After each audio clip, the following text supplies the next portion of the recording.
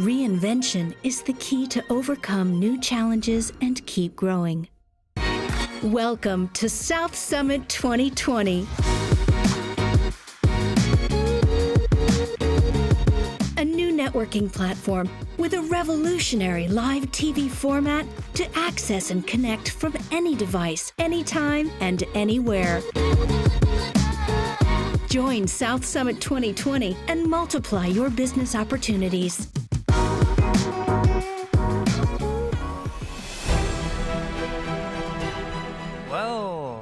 Well, welcome to the second day at South Summit.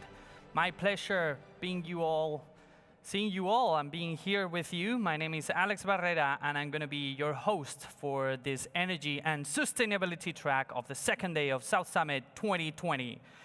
So before we start, I want to remind you that even though our stage is in Madrid, we are connected with people all over the world. It's my pleasure to see faces all the way from South America to North America to Europe to Africa, all the way to Asia.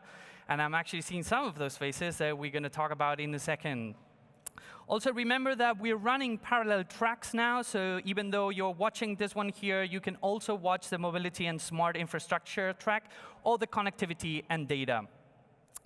Last but not least, please remember that this afternoon we'll be running the prime time sessions, and we have some really interesting speakers. Maria Eugenia Girón, Vice Chair and Board of the Directors of Oceana. Mr. Sam Waterston, the actor, also a member of the Board of Directors of Oceana. By the way, I'm a big fan of Sam, so that's going to be a big one. Robin Richards, co-chair of Draper Richards Kaplan Foundation. Blake Winchell, Managing Director of Partner Ventures. Or William Shu, the founder and CEO of Deliveroo. So before we dabble into our track, I want to remind everyone how this is going to be structured. We're going to be running through four different blocks. So even though we call it energy and sustainability, we're going to touch different aspects of these things. So we're going to start with a first part. It's called Energy Solutions, where you're going to hear two pitches from startups regarding energy solutions. Then we will move towards waste management and recycling, where you're going to see four different pitches there. Finally, we're going to move to energy with two more pitches. And last but not least, sustainability with three final pitches, which, by the way, I hope you enjoy. And please remember, and I'm very happy and glad to introduce our sponsor, Endesa, who's the host and the sponsor of this track. And without further ado, I want to introduce how we're going to do the startup competition. This year is definitely a little bit different. So we're going to have two types of judges. We're going to connect with a bunch of judges digitally and virtually that I'm going to be introducing in a second. And we also have some very good friends of ours, which are going to be the judges that are also going to be physically here with me on the stage. So just a reminder, we're going to run the pitches are a 3-minute pitch, and then we're going to go to a Q&A with both the virtual and the in-person judges. That's going to run for 30 seconds each response and 2 questions per startup. And without further ado, I want to introduce our judges. So first, I'm going to start with the beautiful people that are joining me physically here.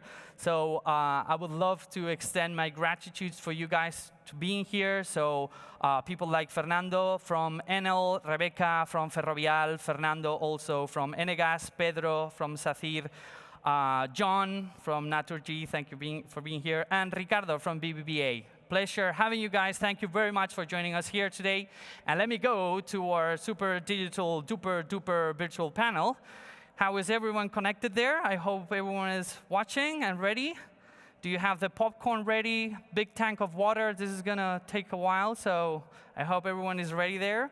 And just very quickly, Fernando from Elewit, Marta from Wayra, Jesus from Fundación Once, Jeffrey from J-Seed Ventures, Gonzalo from Day One, Diego from Dalus Capital. Diego, I haven't seen you in ages, by the way. Owen from Exxon Capital, Marta from B Startup, and Estíbaliz from the Vizcaya Bay authorities. Thank you so much for being there. I know this is going to be long. Stay with me. We're going to have fun. I promise you, extraordinary startups. So if they're not extraordinary, you can send me an email later and tell me about it. But I really hope you like it, and I hope that everyone likes it during our track. So we're going to start kicking some rock and roll. So hopefully all the judges are ready for this. And let's get to start with the first block of energy solutions. And to talk about that, I want to introduce our first startup, who's coming all the way from Italy. And it's a plug-and-play IoT solution for to improve indoor air quality and energy consumption, and also the management of the whole thing through AI algorithms. So to introduce the next startup, please welcome Isabel Tejero, the country manager for Iberia for Enebrain. Hello, dear audience. I was wondering how you're feeling right now. It's been a long day listening to the companies and learning about super cool innovative projects, but I'm sure you are tired. Just for the record, the companies here, we are just partially responsible of your fatigue. Because what about the air you are breathing or the place you are? Indeed, when you have a bad ventilation, it leads to a high level of CO2 in the air, meaning that you're going to start feeling tired, bored, feeling discomfort. It's also saying that we have energy inefficiencies in the system. The bad news here is that this is not an extraordinary situation, but a usual one. And the 30% of the energy we are consuming in the world is just for buildings. And the 40% of this energy is just covering the air conditioning needs, which means that we have a huge problem. How can Enebrain help solving this context? Enebrain solves all these issues, making your living environment comfortable without the pollution or energy waste by improving the regulation of the HVAC system thanks to artificial intelligence and Internet of Things. We only need a set of wireless sensors gathering information about the environment, sending all this information to the cloud where our powerful algorithm will treat all this data and will define the best way to improve energy efficiency over the time. We will need some actuators we will install before the main equipment and control everything thanks to our intuitive dashboard. As you can imagine, there are some other companies working on this field. Big companies, small companies. What makes us unique is that we can retrofit any building in only few hours, and we are compatible with any existing building. Buildings using Enebrain today have reduced energy bills up to a third. The energy we save will allow the final client recover the investment in around 2 years, including the annual fee for our services. We have some other business models, leasing, ESCO, but in any case, we can always commit with the final client with the level of savings we will achieve. Before finishing my presentation, I would like to introduce the team making possible this technology. We are a group of 50 experts based in different locations in Europe, Asia, Middle East, who has been awarded several times since 2015. In any case, I would like to highlight our greatest success. That is the trust from different top companies that they are implementing our technology, not only in-house, but with their clients. We want to continue being better and better. For that reason, we are looking for partners to help the journey to make the buildings more efficient. If you think you can be one of them, we will be happy to talk to you. Thank you. Oh yeah, wow, thank you very much. That was very cool.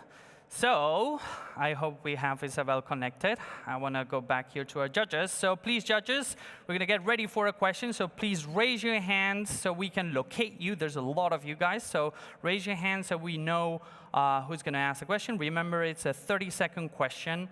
So be quick. Now, do we have any questions? Let's see. For judges, no questions so far. There you go, Owen, thank you for joining us. Please fire away and don't put them into a tough spot, please. Hi, thanks so much for the pitch. I was just curious how much it costs to implement it and how many either people hours or what percentage of of a year's revenue, let's say, does it cost to implement each one? Well, the cost depends on the solution we are going to find in a specific building. But depending on if we are talking about supermarkets or malls or Europe or airports, the cost is going to be different. But we can have in mind that it's going to cost around 2 to 5 euros square meter. But we are going to recover the investment in around 2 years. So if you know what is the cost for the HVAC in a And specific building, we're out of time. I'm sorry. you will know it. Oh my God. Sorry. I feel like being in one of these contests where it's like, oh, you lost a car. So I believe we had another question. So please, our judges, raise your hand so we can locate you. Where is the next question coming? Okay, I believe we have it in one of our physical judges. Okay, I believe. Ricardo, you have the next question, please. Go ahead. Oh, hi, thank you so much for your presentation. My question is about your value proposition. In addition to strong savings to the clients, what do you offer exactly to them? Is there anything else you can deep dive in, please? The value proposition is that we are going to install very quickly without no interruption of the activity. We are going to be able to install our system in no matter which building we're going to find, no matter if they have a BMS or not, and which brand. And we are going to achieve savings since the very first day. And the installation is going to be done in just a few hours. Wow, impressive. Thank you. Thank you very much, both of you. Wow, that's impressive. Honestly, I do a lot of pitching, and this is kind of extreme answering in 30 seconds. Well, judges, those are the 2 questions for this startup. So thank you very much, judges, for your questions. And thank you so much, Isabel, for your pitch. And let's move on to our next startup of this first block. I'm actually quite happy to have this next startup because I've been having beers with the founder, which is an extraordinary company coming all the way from Spain, from Seville, which has an incredible story of going, hardship of doing energy and how hard it is to build some of these companies. So please welcome, all the way from Spain, our next company to talk about hybrid energy storage solutions with Eugenio Dominguez, the CEO. Hello, good morning. I'm Eugenio Dominguez. I'm the CEO of Hestec. Hestec is a technological company that provides optimized turnkey energy storage solution based on a hybrid approach. And the question is, why hybrid? Right now, we are involved on a complete energy transition of the grid, with the massive integration of renewable sources, with the integration of electric vehicles, and an important upgrade of the grid. And the energy storage is called to be like the holy grail of this energy transition. But the key question is to define which energy storage is most appropriate to do this transition. The problem is that there are myriad of energy storage technologies that with different behavior, different capabilities, and there are myriad of services to be provided to the grid. And none of the current technologies can cover all the services at the same time, provoking an oversizing, and overuse of the technology. Just a hybrid solution, a smart combination of different energy storage technology can provide an optimized solution. And this is what we do. Thanks to our artificial intelligence algorithms, our control and behavior models that we have developed during the last years, we can provide a turnkey solution using this hybrid approach, providing a more optimized solution with less CapEx, with less OpEx, and with the improved capability to provide multiple services. This is a combat-proven technology that has been proved with key players on this market, like Duke Energy in the US or Enel Endesa here in Europe. And this can be applied for different fields, from transportation, the residential integration, electric vehicle integration, or the different parts of the grid, from the renewable energy source to the commercial and industrial applications. This is a huge market, and our key customers right now are large EPC companies, are utility or system operators. And what we do is to close the gap between the capabilities of the energy storage technologies and the real needs of these customers. We have to fight against key and important large players like Fluence, Frecon, or United or Green Smith. But our add value is that we can provide a reduced CapEx and reduced OpEx solution with multiple service capability and with optimized operation. At the end, what we do is to provide this turnkey solution, also providing energy storage as a service and the operation and maintenance services, closing that gap between the capability of the energy storage and the needs of our customers. This last year has been a key year that we have contract up to 1.4 million in sales for different projects. And we expect that for the next year, we will achieve 4.6 million on sales. And we are going to provide solutions for renewable utilities like Enel, Red Eléctrica, Iberdrola, or Acciona. This is thanks to our team, a team with more than 20 years of experience developing system for any storage. So at the end, what we want to do is to unlock the energy transition thanks to the use of VM storage. Thanks so much. Boom! Thank you very much, Eugenio. Pleasure having you. Okay, judges, ready for rock and roll? Let's see if we have any questions. Please raise your hand, judges, so we can locate you. Let's see who has a question. There we go. Let's see. Okay, I believe, Diego, we have a question. Go for it, please. Can you explain a little bit about the business model and how you are monetizing the technology? You're selling the technology, renting, SaaS model. Can you talk about that? Perfect. Thanks for the question. Well, it is due to the unmaturity of the market. Right now, we are providing turnkey solutions. But at the end, what we are going to provide is our platform to be able to optimize the operation of the any storage and allow this hybridization. So in the next year, we are going to provide the energy as a service, the energy storage as a service, not only the turnkey application. Okay, that was to the point. That's my Eugenio. Okay, judges, any other question that we have? Okay, I believe we don't have any more questions. Well, Eugenio, thank you very much for your pitch. Judges, thank you very much for your time. And let's move on to our next block. We're actually stepping out of the energy solutions, and we are stepping into the waste and management and recycling block. And to talk precisely about that, I have someone on stage with me that I would love to invite in a second. He has a stellar background. He probably works in one of the most iconic brands in retail around sustainability. It is an authentic pleasure having him on stage here with me. So please welcome Javier Goyeneche, founder and president of EcoAlf. Hello, Javier. I don't know if let's do this. There we go. Please have a seat. How are you doing? Very well, thanks. Good. It's a pleasure having you here, and I'll tell you why. I keep having startups coming to me and saying, yeah, we're going to get into the sustainability thing. And every single conversation ends up with, by the way, do you know the guys from EcoAlf? I'm like, it's funny, you know, several years ago, no one gave nothing, yes. And now everyone is taking you as the reference, right? So I would love to get into how do you achieve that status, because what everyone tells me, all the startups tell me is like, you know, we want to do this, but it's so hard without collaboration, right? We want to recycle materials, but how do you get people to give you those materials? So I believe you guys stroke a really powerful collaboration with fishermen, for example. So I would love to hear a little bit more about how you achieve that. How do you get that scale? Well, I think it's many years. I mean, we started in 2009, so it was, in 2009 it was even more strange because people weren't so used about the word recycling. I mean, even people would ask me, no, why would anybody buy a recycled jacket when they can buy it new? And I said, well, because there's going to be a point where there's not going to be enough natural resources, so we have to start recycling our own waste.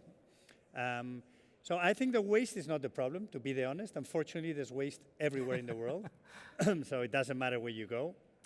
It's more important the technology that goes behind the waste to convert that. That's why the beginning was quite tough, because we started recycling fishing nets in Korea in 2011. We recycled the coffee in Taiwan in 2012. We started recycling cotton in Portugal in 2013. Then we started this amazing project with the fishermen in 2014. Wow.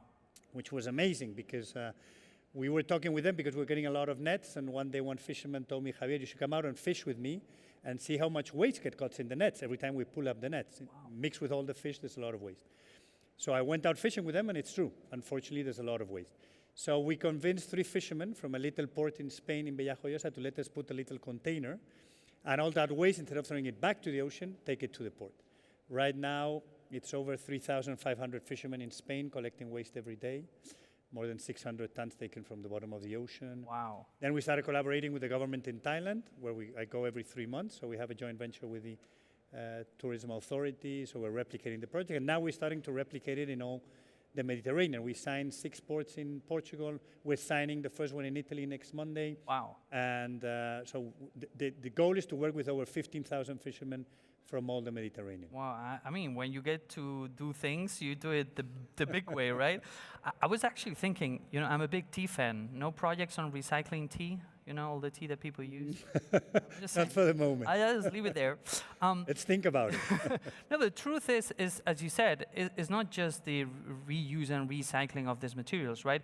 It's the fact that you guys took this an extra step, right? I believe that you are incorporating technology not just to reuse these things and how do you create the new retail and the high quality of the clothes you make, but also they have properties that are also good for the environment. Can you talk a little bit more about that? Like, well, for example, the coffee. The coffee is amazing, no? Because the coffee has natural properties, you know, it's anti-odor, it's UV protection, it's fast drying. So putting the leftovers of the coffee in the polymer, then you don't have to give it through chemicals.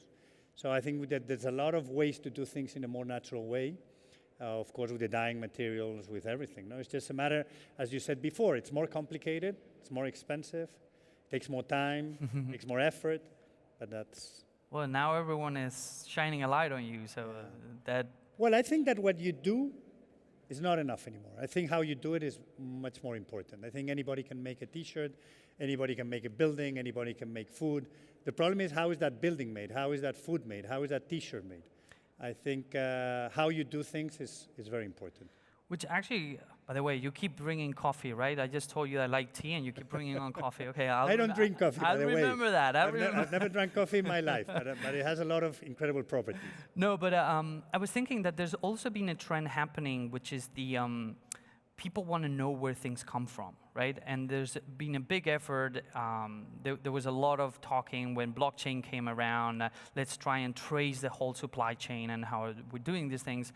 But you're actually doing it, which for me is impressive for the fact that there's a lot of talk about that and not a lot of implementation around that. So I would love to hear, you know, what are your thoughts? What's the status of the project that you have? I believe you have a project around that. So what's the status of that for you as a company? Well, I think when I founded the company, I always said that I didn't want to be a storytelling company. I wanted to be a story-doing company. So at the end, I don't want to tell you there's a problem in the ocean. I want to be part of the solution.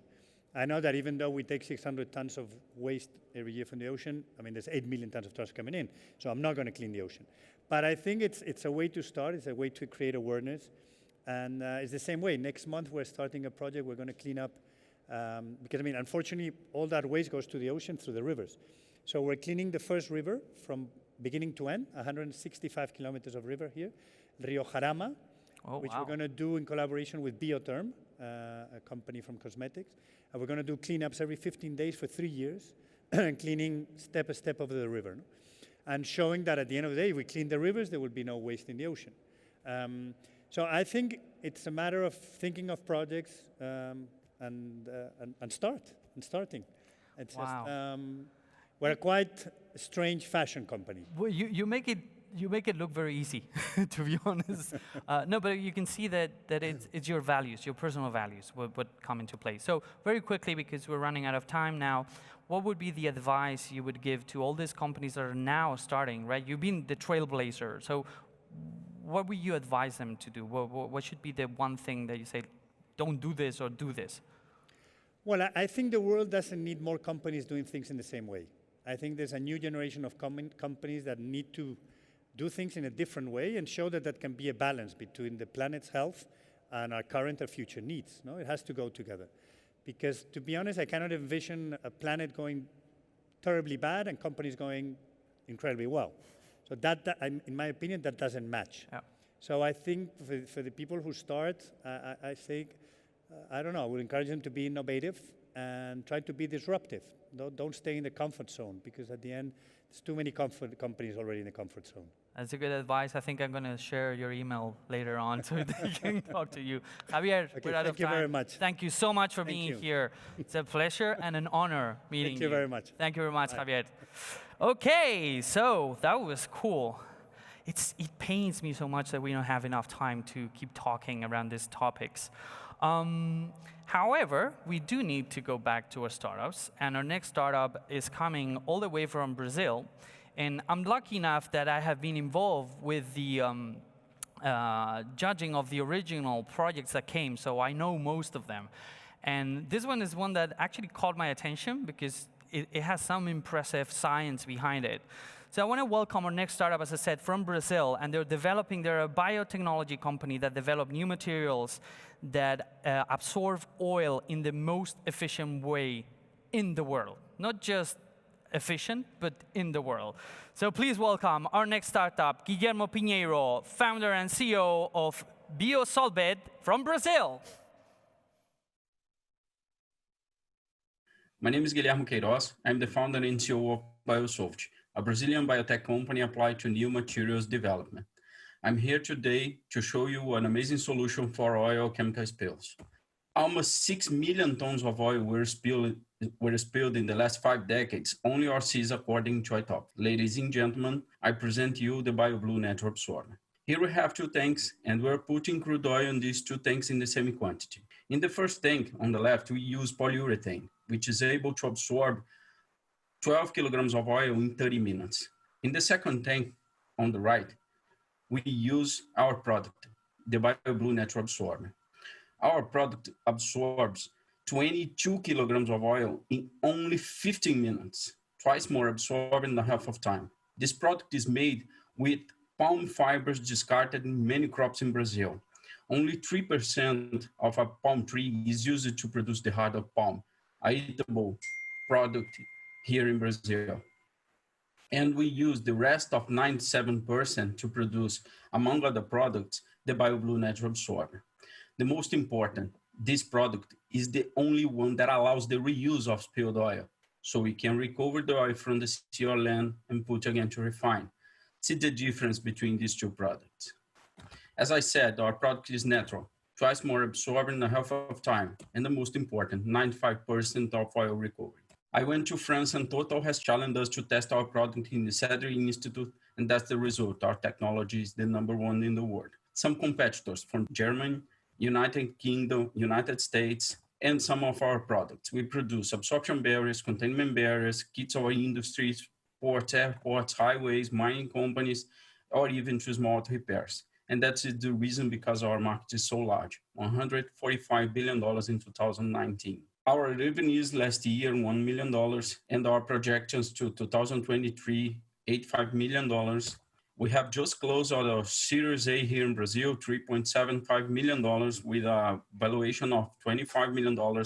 We were accelerated by Plug and Play United States. We're the winner of Grand Prix de l'Innovation in Paris. We are finalists of Startup World Cup and some assets. Our new factory here in Brazil and our team. I'm from TOTUS, the first Brazilian unicorn. Wagner is the man behind the innovation. Giuseppe, an important executive from Telecom Italia. Habib, our R&D director. And Fantini, our raw material supplier and our industrial director. Believe me, we believe that we can change the world. Actually, between making money and saving the world, we choose both. Thank you very much. Thank you. Muito obrigado, Guillermo. Okay, so we're going back to our judges. Times for questions. So please, judges, raise your hands if you have any questions. Okay, Owen, I think you're on a roll. Let's hear it.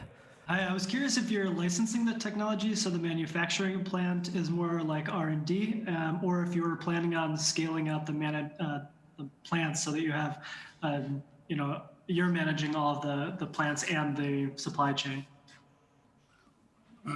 We manage all the plant, and we use the biotechnology to analyze the fibers and to create new programs, new products from these fibers. I don't know if I understood right your question, but if it's right, this is the answer. That was interesting. Thank you, guys. Okay, any other question that we have? People, judges, raise your hands so we can see them. Okay, so we're sticking to virtual. Marta from BStartup, please join in. Hi. Hi.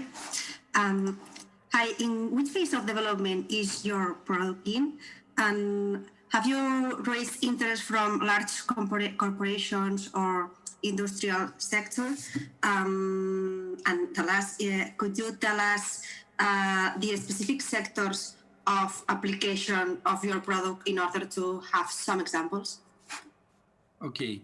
Of course, we are interested into partnerships with great companies and corporates, and we can use our product to infiltration systems to clean water, and we can use this product there as absorption barriers in the case of accident, for example. And we sell to companies such as Vale here in Brazil, Vale, mining company, steel companies, or And we're oil out of time, and gas Guillermo. companies. Sorry. Okay. I hope that was clear, more or less, lost in translation. Okay, Guillermo, muito obrigado. Thank you very much for joining. Thank you very much, judges, for your questions. And let's move on to our next company. We're switching continents now. We're going back to Europe and all the way to a country I actually love very much. Not that I don't like Brazil, by the way. I was there in March, so still a beautiful country. So we're flying back to Europe and all the way to Greece to introduce our next startup from the block, where they enable the smart waste management. And it's so hard. Every single time I talk with startups and they tell me, you have no idea what a mess that is. And I said, like, but can you just put digital and do things fast? And they go like, if only it was so easy. So to talk about that and to talk how do you enable smart waste management, please welcome George Stegos, the CEO of ResiTrust. Hello everyone, my name is George Stengos. I'm the co-founder and CEO of ResiTrust, and today I'm going to describe you how we're trying to revolutionize waste management for business and waste collectors. So let me start with the problem. Athens International Airport here in Greece has more than 13,000 employees, and the majority of whom don't sort waste, and in fact they don't recycle a lot. That makes the organization of airport to pay more than 4 million euros per year for these waste management inefficiencies. In order to help them, we deploy in selected places in the airport area, in terminals and buildings, some smart scales in order to start measuring waste for separated waste streams, paper, plastic, and so on. So let me explain you how it works.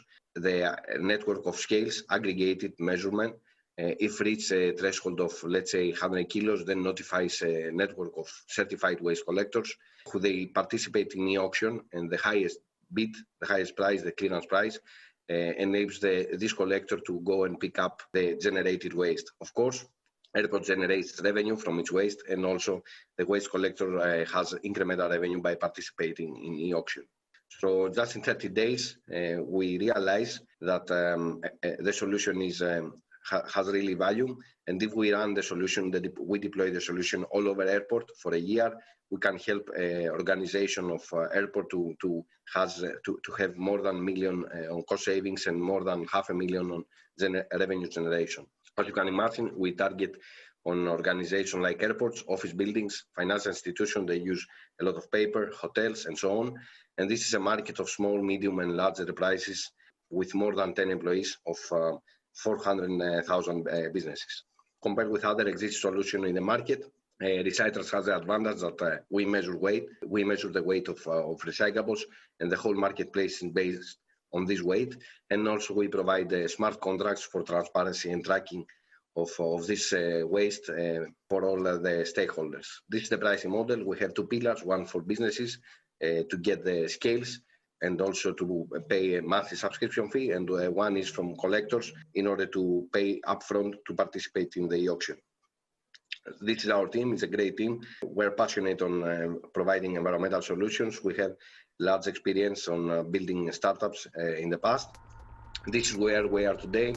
We officially incorporated on February 2020 with the participation of InnoEnergy. In fact, we are the first investment of InnoEnergy in Greece. And based on current trends, we're expecting to install more than 5,000 scales in 500 businesses here in Greece. And based on that, we're expecting to generate more than 8,000 euros in revenue. Thanks a lot for your attention, and hope you like our solution. Thank you very much. Efcharistos, George. Okay, we're going back to our physical judges. Okay, Rebecca, it's your turn, please. Hi, I have a question. How do you check if this technology is possible to apply in different countries apart from Greece? I mean, the legislation for the recycling and for this kind of technologies is possible to apply in other countries? Okay, first of all, as I mentioned, we just incorporated on February 2020. So our main focus is to establish and penetrate the Greek market. We're aware about legislation. We're not involving in government, let's say, restrictions. It's a B2B solution, so we just enable the matching between corporations, facilities, and certified waste collectors. We're trying to automate that here in Greece. Because we are so low in performance, we're enabled to do that, and we're gonna look George, for. We're out of time. Okay, it's okay. I was gonna say, like, nice moment to incorporate the company, February 2020. Yeah, just before the lockdown. True.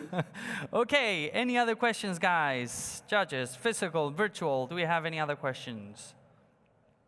Okay, Marta, from virtual, please come in. Can you tell us a little bit more about the product?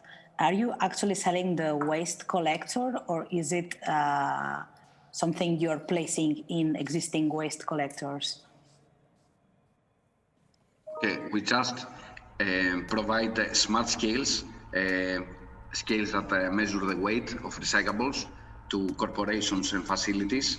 They place the scales underneath existing bins, network of bins, so we can able to start measuring, and we charge the corporations per scale, one-off a gate fee, and then a subscription fee per connected device per scale. And then these scales are notify certified waste collectors when they reach a threshold of a specific kilos, let's say 100 kilos, to go and pick up. I have to cut you guys. This is horrible. This is so horrible. It's like I can see your faces suffering there. Thank you, Efraristos, George. Thank you very much for your time and your pitch. And thank you for the judges for the questions. Okay, so we're going to introduce our next chat, which is going to be very brief, but hopefully very interesting. And to chat about waste treatment, I want to invite someone that has extensive experience on waste treatment. So please welcome on our stage Álvaro Sagrario, who is the Director of Energy and Waste Treatment Plants at Sacyr. Álvaro, please join me. There you go. Okay, so it's going to be quick, but hopefully interesting. So you have a very, very unique background. You've been working in the company for 15 years, and you've been managing the waste plants, which is not kind of like the usual app that someone builds, right? So I'm very, very curious to know, what is the biggest challenge you're finding right now at the moment, right? There's been many changes, but what is the biggest challenge you see as someone in charge of managing and building those things? What do you see from an innovative perspective that it's like, okay, we really need to fix this? First of all, thank you very much for the introduction. You're overwhelming me.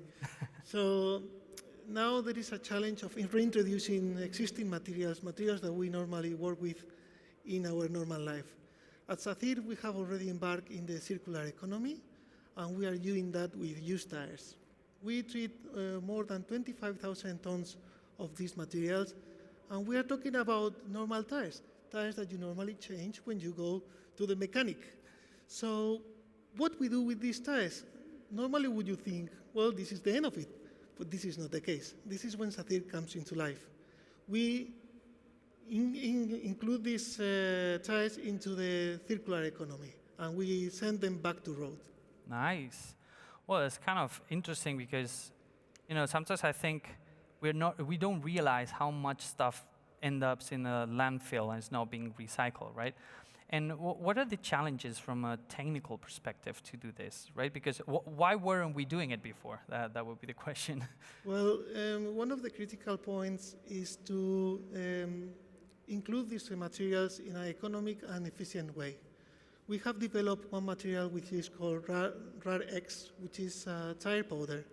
This tire powder is included in the additives of asphalt, and is a way of reintroducing these materials into normal life. But this material is not just a material that we use for the sake of it. It actually enhances the quality of the asphalt that we use. It becomes more flexible, it becomes more durable, and less noise. So actually, we find all the benefits of it. but it also is good for the environment because really reduce the amount of aggregates and the petroleum additives. So this material has been used in several countries around the globe, in the United States, in Russia, in Spain, and Sacyr has also used them in the highway of Mexico and some cities of Spain, like Madrid or Malaga. Nice, nice. That sounds impressive. Now, very last question, very quickly. What do you think would be the next material you guys are going to start reintroducing in circular economy? Well, we are working at several, no, difficult question. We are working in several developments, and some of the materials coming from hospitals we are working on, but we are in the innovation stage, development stage. So hopefully very soon we will get there. Well, then I hopefully have you on stage next time so you can actually explain in depth how that's working. So Alvaro, thank you so much for joining us here today, and it's been a pleasure, and let's hope you guys keep pushing in that space. Thank you very much, Alvaro. Bye. Thank you. There we go. Okay. Damn, so many interesting topics that we cannot expand. But, however, we keep moving on. So we're going to step into our next startup, and we're going to fly this time all the way to the US. And we're going to tackle again the biotech space and how important it is, or how many startups are now starting to use this kind of biotechnology, synthetic technology, bacteria-related technology to clean up, sadly, our own mess. So to talk about that and to talk how do you use bacterial degradation to biodegrade oil-based products and plastic waste, I want to introduce our next speaker from the US, Liz Madaras-Cons, the CEO of Polylube.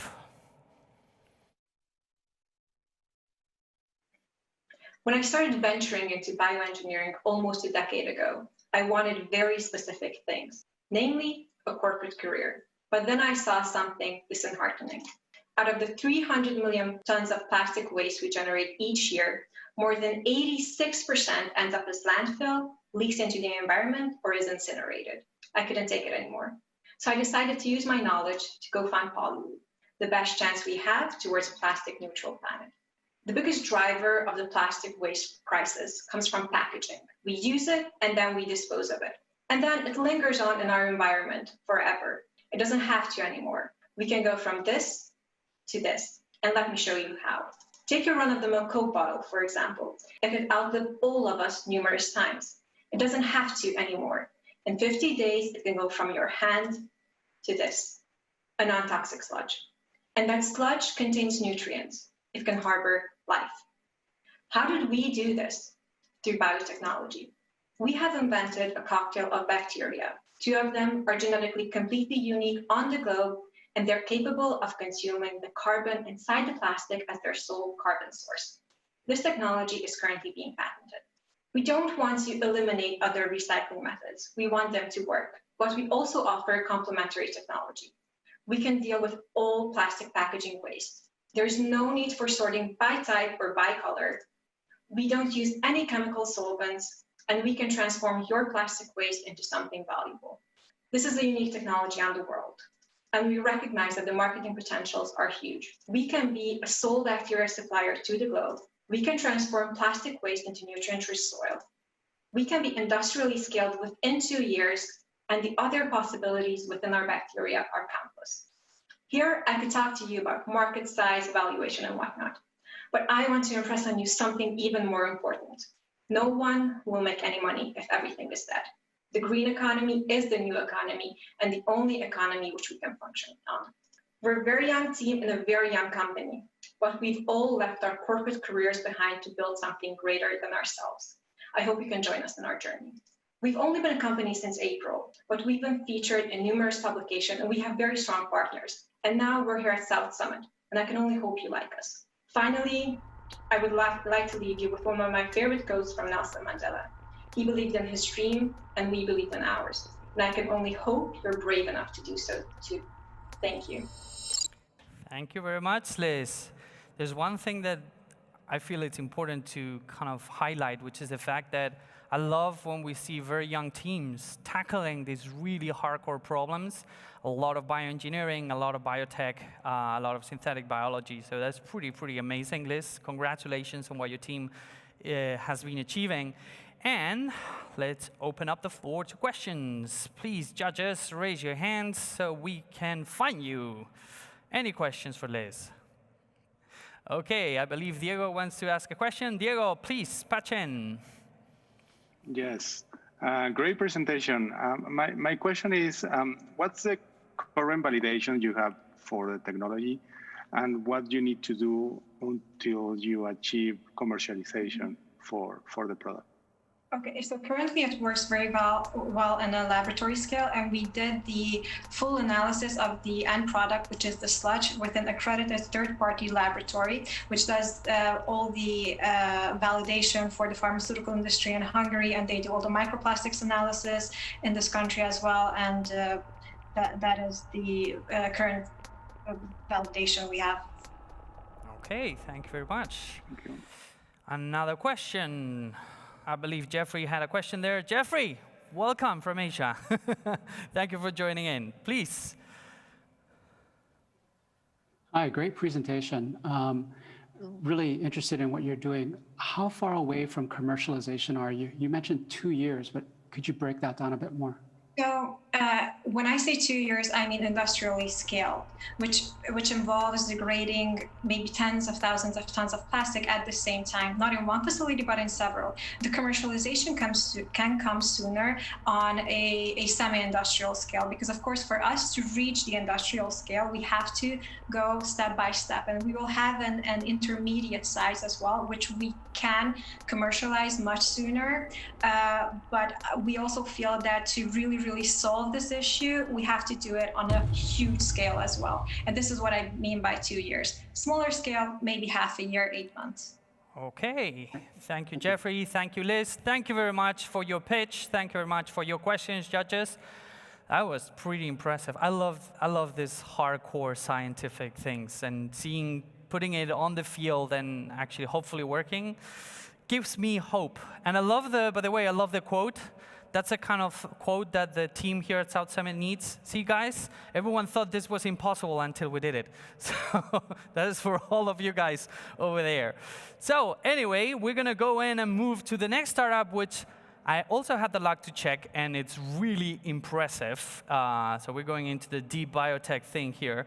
So I want to welcome our next startup all the way, again, from the US. And what they do is they use they have a process to re-engineer food waste. As far as I know, specifically right now related to milk-related products, and then turns that into a replacement for fibers, for fashion, for medical, and for packaging industries. So without further ado, please welcome our next startup, Robert Luo, CEO of Metero. Are you tired of sending your food waste to landfill and polluting our environment? Well, I am. Hi, my name is Robert Luo. I'm the founder and CEO of Metero.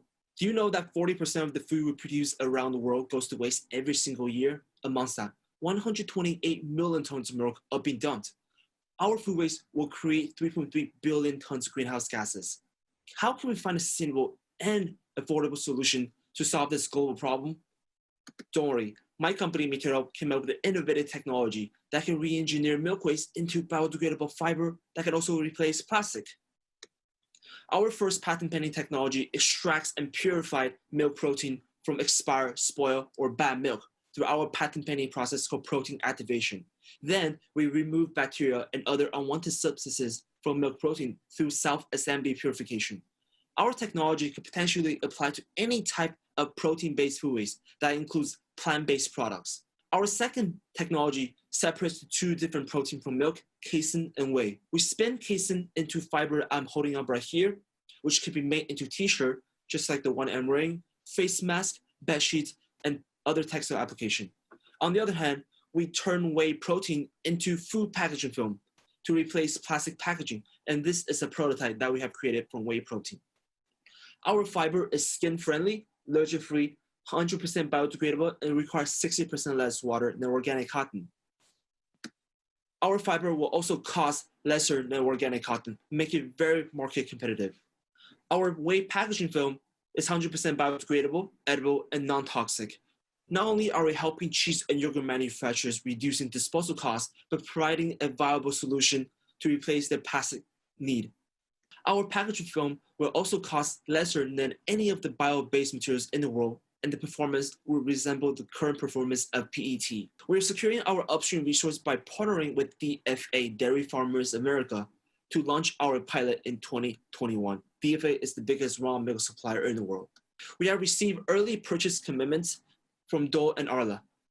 Harada, on the other hand, has purchased our milk fiber to start producing apparel line for their own. We'll begin to launch our pilot in 2021 and to scale up our production in 2022. We have a team that generates results. We have a team of serial entrepreneurs, PhD material scientists, chemists, and marketing experts. We will begin to supply our milk fiber in the beginning of 2021 and our film at the end of 2021. Thanks to our innovative technology, food waste can now be re-engineered to replace petroleum-based materials. Thank you. Boom. Robert, I know you're connected there. I want a t-shirt, please. Let's exchange emails afterwards. I want one of those. I love how he keeps showing the product. That's great idea. Anyway, judges, are you ready? Do we have any questions? Okay, so I believe we have a question here for the judges here physically. Fernando? So, Robert, thank you very much for the presentation. Indeed, it was very interesting, amazing product, and really interesting to be one of your customers in the future. My question is regarding your roadmap. You said that, you are going to increase the revenues very bravely in 2021. But my question is, which is the most important element that you need to scale up the company? What is the more important risk? It's a question of technology, of course, a question of money. What is the most important risk that you are going to achieve in the roadmap? The most important thing for us to scale up is the technology. We're currently developing the protein extraction machine, which will be ready by the beginning of next year.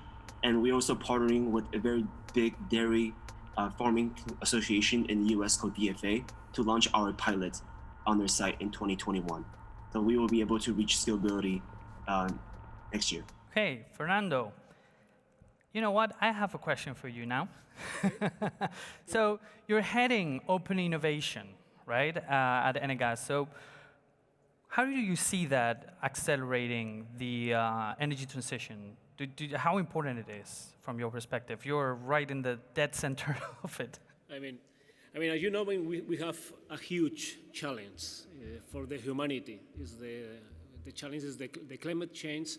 And indeed, for this challenge, we have to join forces. And indeed, we need the innovators, we need the VC industry, but also one very important element is the corporations. So from Enagás, we are trying to help this ecosystem to grow, to achieve this huge challenge in 3 lines. The first one is supporting with equity, with money, with capital. That's always good. This is good. But and here even is most important than in other technologies, because as everybody knows, here in energy and sustainability, the investment capacity has to be very high in order to accelerate the project. It's not a question of very small seed capital. You have to invest just for the beginning alone. Not cheap. So we have to join forces to do that. So that is very important. The second element that we try to work is to offer our technical capacities, our infrastructure in order to help the companies to grow. And the third, that is also very important, is the corporation could offer the commercial challenge to scale up the company in terms of commercial side. So in that sense, Enagás, we have invested so far 20 million euros in more than 14 startups. And of course, we are pretty sure that if we cooperate, if we collaborate the different ecosystem, we can help to make this new world of decarbonized world to make it a reality. So for sure, it's going to be something that will happen. Well, I was going to ask you, you have a portfolio of 14 startups. Do they give you a hard time? Yeah. Let's leave it at that. Thank you very much, Fernando. Okay. And let's go back. I don't know if, meanwhile, do we have any other questions? Judges, virtual judges, any other questions for Robert? Fernando, please come in through. Hi, Robert. It's a pleasure to meet you. I have a question. You are going to focus on the milk protein, or you are going to develop in some other products? So our technology could potentially apply to other products as well, such as soy, distilled grain, and other type of plant-based protein.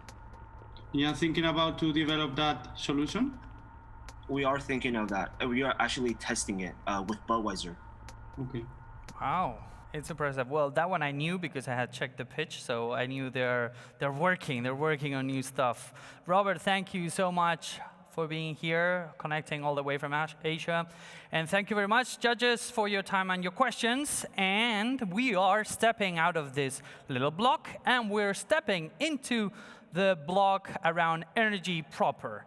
So, to kick in the new block, let's welcome all the way from Germany, an intelligent grid platform, and please give a big welcome to Simon Kopman, CEO of Envelio. Hi, everybody. My name is Simon. I'm co-founder and CEO of Envelio, and we are working on the digital transformation of our power grids. And actually, our power grid is the most complex, largest, and most important system of humankind. It's really at the core of our modern society. This core system now has to undergo a fundamental change for us to reach our climate objectives. So for a successful energy transition, we have to integrate hundreds of millions of renewable power plants, but also charging points into our grids. The problem is that the grid infrastructure, but also the IT systems used to manage that infrastructure are not really ready for this challenge. That's where we as Envelio come in, and we provide the Intelligent Grid Platform, or in short, IGP, which is a software as a service solution for utility companies and distribution grid operators, helping them to digitize and automate planning and operation processes. So the IGP is really a digital grid operating system, which starts out with modeling the real grid. So building up digital twins by cleaning up existing data sources and getting to the best possible digital model.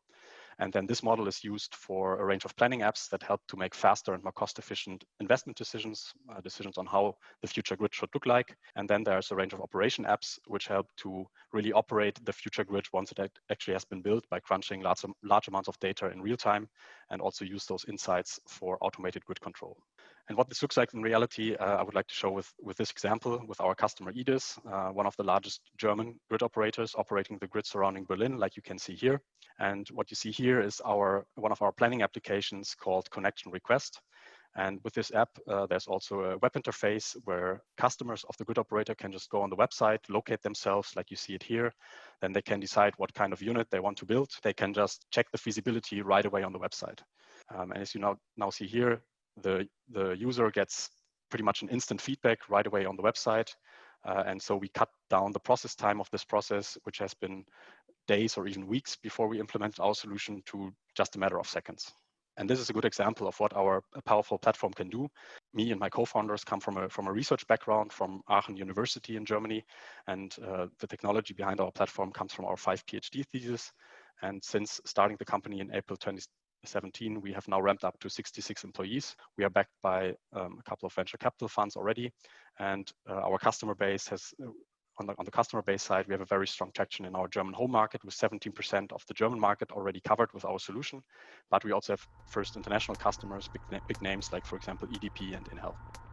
And currently, based on this traction, we are further expanding internationally. And that's what we are also looking for: new utility customers, potential partners, but also potential investors for a Series B in 2021. Thanks for your attention. Thank you. Dankeschön, Simon. Thank you very much for joining in. And as always, time for questions. So judges, prepare your hands so we can track you. Any questions, please? Okay, Marta, Waira, check in. You mentioned that your business model is you're a SaaS, based on a SaaS model. Can you tell us a little bit more about your pricing, and also which are the savings also you're providing to your customers? Yeah, I'm happy to do that. Well, yeah, so on the pricing side, we have a pricing which is separated by each of the apps in our platform. So we try to be modular and tailor it to where the grid operator is currently at in the digital transformation process. And then we scale each application price with the grid size of the customer so that it's feasible for smaller and for bigger clients at the same time. Boom, that's called German efficiency. Thank you, Simon. Any other question? There we go. Hi, thanks for the pitch. And I wanted to know if you also included different market mechanisms like demand response and all of the different varieties of revenue streams that different jurisdictions might have. Yeah, so we look at it more from the technical perspective of the grid. So for us, demand response, flexibilities on the generation side or energy storage would be actually part of the flexibility options that can be becoming a part of smart grid. And as part of that, we also assess the economic perspective of these technologies. But we don't look at each of these individual business models in detail. Rather, we look at it from a grid perspective, from the DSO perspective. Okay, thank you very much. Dankeschön, Simon. Thank you, Owen. I have a question for Owen later. He's wearing, is that a Patagonia vest, Owen? Should I be worried? No Patagonia vest? Okay. Okay, I'm just being mean, sorry. Anyway, so we're moving on to our next block, and I want to invite three good friends of the house. We're going to have two of our guests physically, and our dear friend Jeffrey is going to connect with us in a second. So meanwhile, please welcome Silvia Bruno, Chief Innovation and Technology Officer at Elewit Red Electrica. Let me get there. Take a seat, please. Yeah, okay. You choose. You're at home. And let's call in also our good and dear friend, Fernando Sandoval, Manager of Innovation at Enel Hub. Fernando, pleasure having you again, as always. Hello. Here we go. Great to see you. And on this other side, I hope oh, wow, that was fast. Jeffrey, thank you very much for joining us. Jeffrey Char, founder and CEO of JC Ventures. And now that I have you here, thank you for the time schedule, because as always, connecting different areas, different regions, there's always someone that gets a little bit screwed. So thank you very much, Jeffrey. Your track record is impressive. You've sold companies, you've created so many companies. Now you're devoting your expertise and your funds to invest in accelerating the energy transformation, right, and the acceleration of this. So I wanted to know, and this is kind of a unique question that you probably have a very unique perspective on this. How do you see the pandemic affecting energy transition? We had a certain trend, so I would love to get your take on what are you seeing on the ground as someone that's very involved in this. How that has affected it? Wow, okay, that's a pretty big question. I think it really depends on which part of the pie you're looking at. The energy market is a huge market, of course, and I have two different companies that I'm working with right now. One is based in Japan. We're an energy retailer here, and the pandemic actually hasn't really hurt us much. We're very fortunate that we focus on the residential market, and with people working from home, we're actually selling more to the existing customers. It makes getting new customers more difficult, of course. But I think in general, the pandemic is really causing everyone to reevaluate kind of the norm.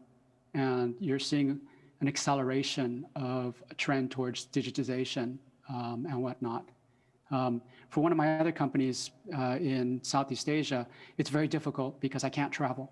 And so I really need to be on the ground visiting in Cambodia and Myanmar and whatnot, but it puts things on hold. So it's a double-edged sword. Okay, so I'm gonna keep pushing here with a challenging question. We are seeing kind of very different speeds and very different models towards several industries, including the energy industry, between Asia, Europe, and the US. So do you see big differences between what you see on the ground there in Asia and what you see maybe in Europe and the US? Are they big differences, or everyone is kind of aligned towards an energy transition? I would kind of divide it a little bit different. distinctions are less important, I think, than, say, the development stage of the local market. So in developed economies, a lot of the infrastructure has already been built. And so the transition to the distributed model with renewable energy is inevitable, but it will probably take longer in these markets because we've already invested in the infrastructure. In other markets where they're less developed, especially where you've got energy access being the main problem, this will actually accelerate the trend because in these places, they'll just leapfrog what we've done in developed economies. Instead of building out centralized large grids, they'll probably build much more distributed mini grids and whatnot, where you generate the power locally and use it locally. So that trend is actually, they'll probably leapfrog us in that sense by perfecting those technologies and lowering the cost. Wow, that's impressive. Thank you very much, Jeffrey. We're very honored having your perspective, very, very unique perspective, and we really appreciate you being here with us. And wait for me for a second. I'm going to switch sides and talk with our guests here physically. How are you guys doing? Good? Right. Excited? Yeah. Good. So, Sylvia, I'm going to start with you, that you're closer to me. So, big question. I know this is a challenging one. Is energy transition happening fast enough? Oh, such a good question. Energy transition, I think it could be called as a moonshot in innovation terms. So what does it mean for us in the Red Eléctrica group? Means that we have such a big challenge, and that means that in 2050 we have 0 emissions. And that means also the decarbonization of the economy. So this means 100% of introduction renewable energy, and also including the supply of electricity in sectors that it's not so present today. So we have also goals in 2030 and 2040. Spain, I think, is a big example of introducing renewable energy, but I think we need to push forward and push more to facilitate technology solutions. For that, we are working on that. I hope they hear you, but Spaniards are pretty loud. We hate change, so let's see how we manage that. And kind of connected with that, Fernando, I wanted to ask you, like, as we were talking with Jeffrey, you know, the pandemic is accelerating this, and the trends were already there, right? But this is kind of accelerating and putting a sense of urgency around this notion. So how are you guys adapting to this change?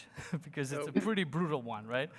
So COVID-19 has shown us that innovation pays off. That is something that we have seen in the group.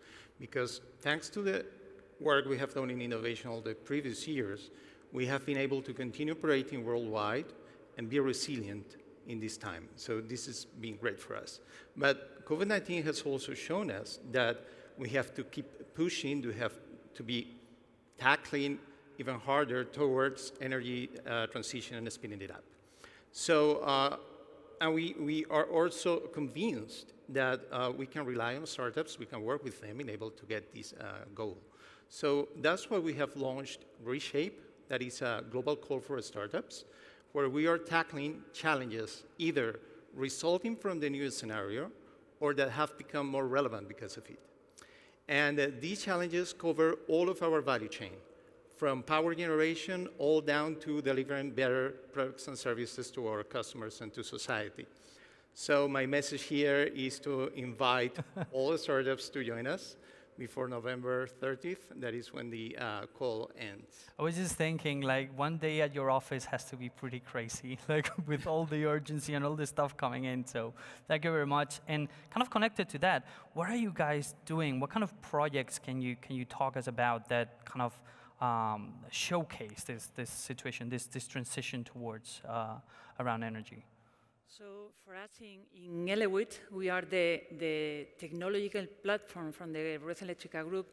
We are working in a lot of projects and initiatives with all the tools and nurturing all the tools that an interconnected global and diverse ecosystem brings to us, like, for example, with our corporate venture capital, with our venture builder, with our venture client, and also with the innovation projects that arise from the internal knowledge.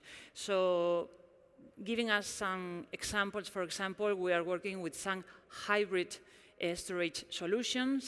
One of the startups that were having here the pitch, we are working with this, because this is the way for introducing and giving flexibility service to isolated electrical system.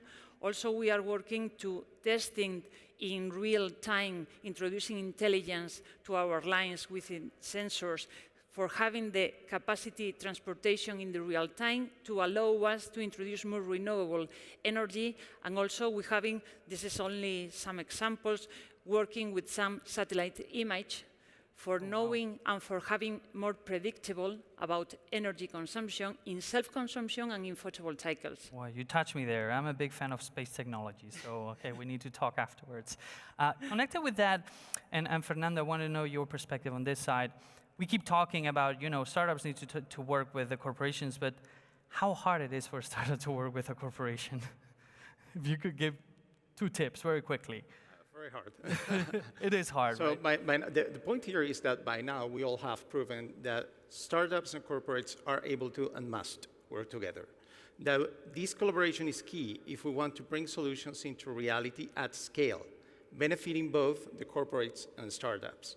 So we see that all major players in our industry are working already with the startups, different vehicles and models to do that. For instance, in our case, in Enel and Endesa, we have a venture client approach. So what we want is to engage into win-win collaboration relationship with the startups, with the goal, the ultimate goal, to having them become suppliers of Enel or any of its companies. So far, we are working already with more than 300 startups, out of which we can consider 60 already scaling up in the group. So it means they are already suppliers of Enel.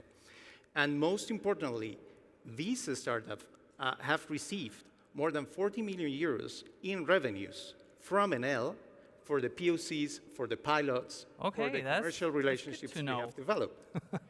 But the point here is that even though we are a large company, our resources and our teams are limited. Yeah. So it means that for an entrepreneur, it is not only presenting a solution or a technology, it is identifying use cases that we can apply within our company. Yeah. This way, it is much easier our people to get interested in these solutions and further explore other use cases. And not even that, also defining these new cases with the entrepreneurs so that they can have success cases to go to other customers, thanks to the work they do with us. Well, we need to talk about that. One day I'm going to sit you here and I'm going to start pitching you startups and see if we can fit the use case to you guys. That's what I do every day. Well, Fernando, Silvia, thank you very much for joining us here on the stage. Thank you so much. Jeffrey, thank you so much also for joining in the conversation. Pleasure having all 3 of you. And now let's keep moving and back to our pitches again. So we're staying home in this case, and I want to introduce our next startup coming from Spain and talking about how to disrupt the data center industry. This is one thing that's quite interesting because we all use technology, but we don't fully realize all the metal, all the cables, all the fiber, all the servers that run behind the curtain, right? And the amount of energy and resources that takes. So to talk about how to revolutionize that, I want to introduce our next startup. So please give a big applause and all your attention to Paul Balz, co-founder and CIO of Submer Next Gen Data Centers. Hi, I'm Paul, co-founder of Submer, and we are disrupting the data center and internet infrastructure. Data centers, as of today, consume more than India, 6% of the global electricity, and it is growing towards 1/5 of the global electricity by 2025. An average data center consumes the amount of water in an Olympic swimming pool every 2 days. It's crazy. They are basically growing so fast that it's impossible to keep up with this growth with existing building technologies. We have a few examples here from Netflix, Google, Facebook, and so on. And now also we have a few technologies converging like AI, machine learning, blockchain, which require very powerful hardware, GPUs, ASICs, FPGAs, and so on, that generates a lot of heat in the same space, impossible to refrigerate with traditional technologies. And on the other hand, we have low latency applications like internet communications with 5G, edge computing, connected cars, machine to machine, and so on, that require low latencies to be able to reduce these delays in your communications. And this is how we solve it. We created a full stack technology, hardware plus software plus chemical, and now also robotics, that allows us to submerge any kind of compute in our baths, and we are able to dissipate the heat in orders of magnitude more efficiency. This means that we can pack 10 times more density per rack. This means saving 85 to 90% of the real estate by using more powerful servers. We can save 50% of the operational costs. Thanks to the efficiency of the system, we can save 50% of the capital expenses because we don't need the brick and mortar, false ceilings, cold aisles, and so on. And we also save 99% of the water because we can recirculate the water and the heat for district heating a building, and so on. So empowering circular economy. The market is huge. It's growing at a 2-digit rate, only in terms of growth, 300 billion in the next 4 years. And our vision is to capture this market by becoming the de facto way of operating and making data centers more efficient, more sustainable, and more dense. We are ahead of competitors, 10 times faster. Basically, in a year, we move faster than our direct competitor in 10. We have a PCT international patent, and we own the full stack technology. Again, hardware, software, chemical, and robotics. We are moving towards automation and making autonomous managed services, and this brings us to the subscription business model also. And some happy customers, Digital Realty, one of the biggest scholars in the US, Etisalat in Middle East, Airbus, and so on. We are growing towards 9-figure sales by 2023, 10x growth last year, and our team is a rock star. We basically have the former infrastructure director from Apple and Yahoo, our CDO, ex-Ingrams, ex-Intels, and so on. And this is Summer. I hope you like it, and please, if you have any questions, shoot us an email at paul@summer.com. We are looking for customers and future investors. Thank you very much. Okay, wow, Paul, that was impressive. I would say, you were giving me the heebie-jeebies, to be honest. I'm a computer engineer myself, and I was seeing like the blade coming into the water, and it was like, no, that you don't do those things. They break, but it's impressive that you managed to do that. So, okay, we're on to the questions. So, do we have any questions? Okay, let's go to our physical judges here. Hello, thanks. Congratulations for the project. Taking into account all the savings you mentioned, what is the typical payback period of your solution versus a standard one? Less than a year. The ROI is basically less than a year. If you look at the total payback of the solution, if you have to choose between air or traditional technologies and Summer, in less than 4 months, you would recover basically the investment of the difference. Boom. Okay, wow. Okay, I believe Jeffrey's in. Jeffrey, come through. Hi, how do you compare against Asperitas? That's a good question. Asperitas is one of our direct competitors, one of the very few competitors. They are based in the Netherlands, and basically they rely on passive convection. This means that, like when you kitchen, the heating elements is what move the fluid throughout the tank. So they basically cannot dissipate, or basically less than half of our dissipation capacity, and they have a lock-in in the form factor. So they need specially built servers for their use cases, which is blocking the market for them. We have total flexibility and no stick to the IT. Okay, wow. You got me there. Paul, really impressed with what you've built. This is the beauty of working and doing the job and having all of you here, is getting exposed to this really extreme deep tech and cutting edge technologies. Thank you very much, Paul. Thank you very much, Jeffrey, for your questions. And we're going to go back to the stage, and I want to invite our next speakers to have a chat around what it is to invest in some of these companies.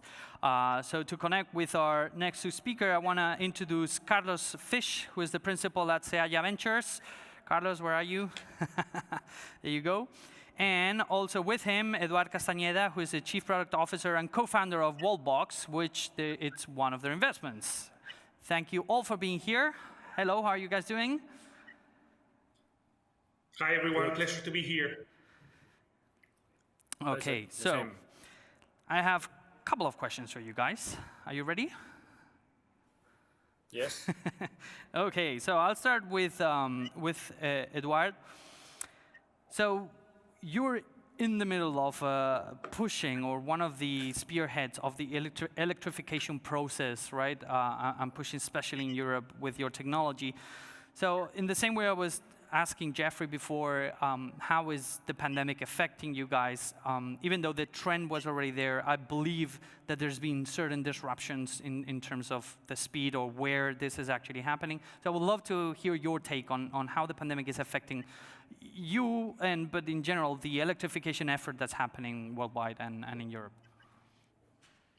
Okay, that's a good question. So initially we could thought that the pandemic could cause some damage, but actually in some period of time, this transition period of quarantine has shown us that the air pollution has been down, right? And this, I think, showed to the people the importance of having some kind of transportation that takes care of the environment.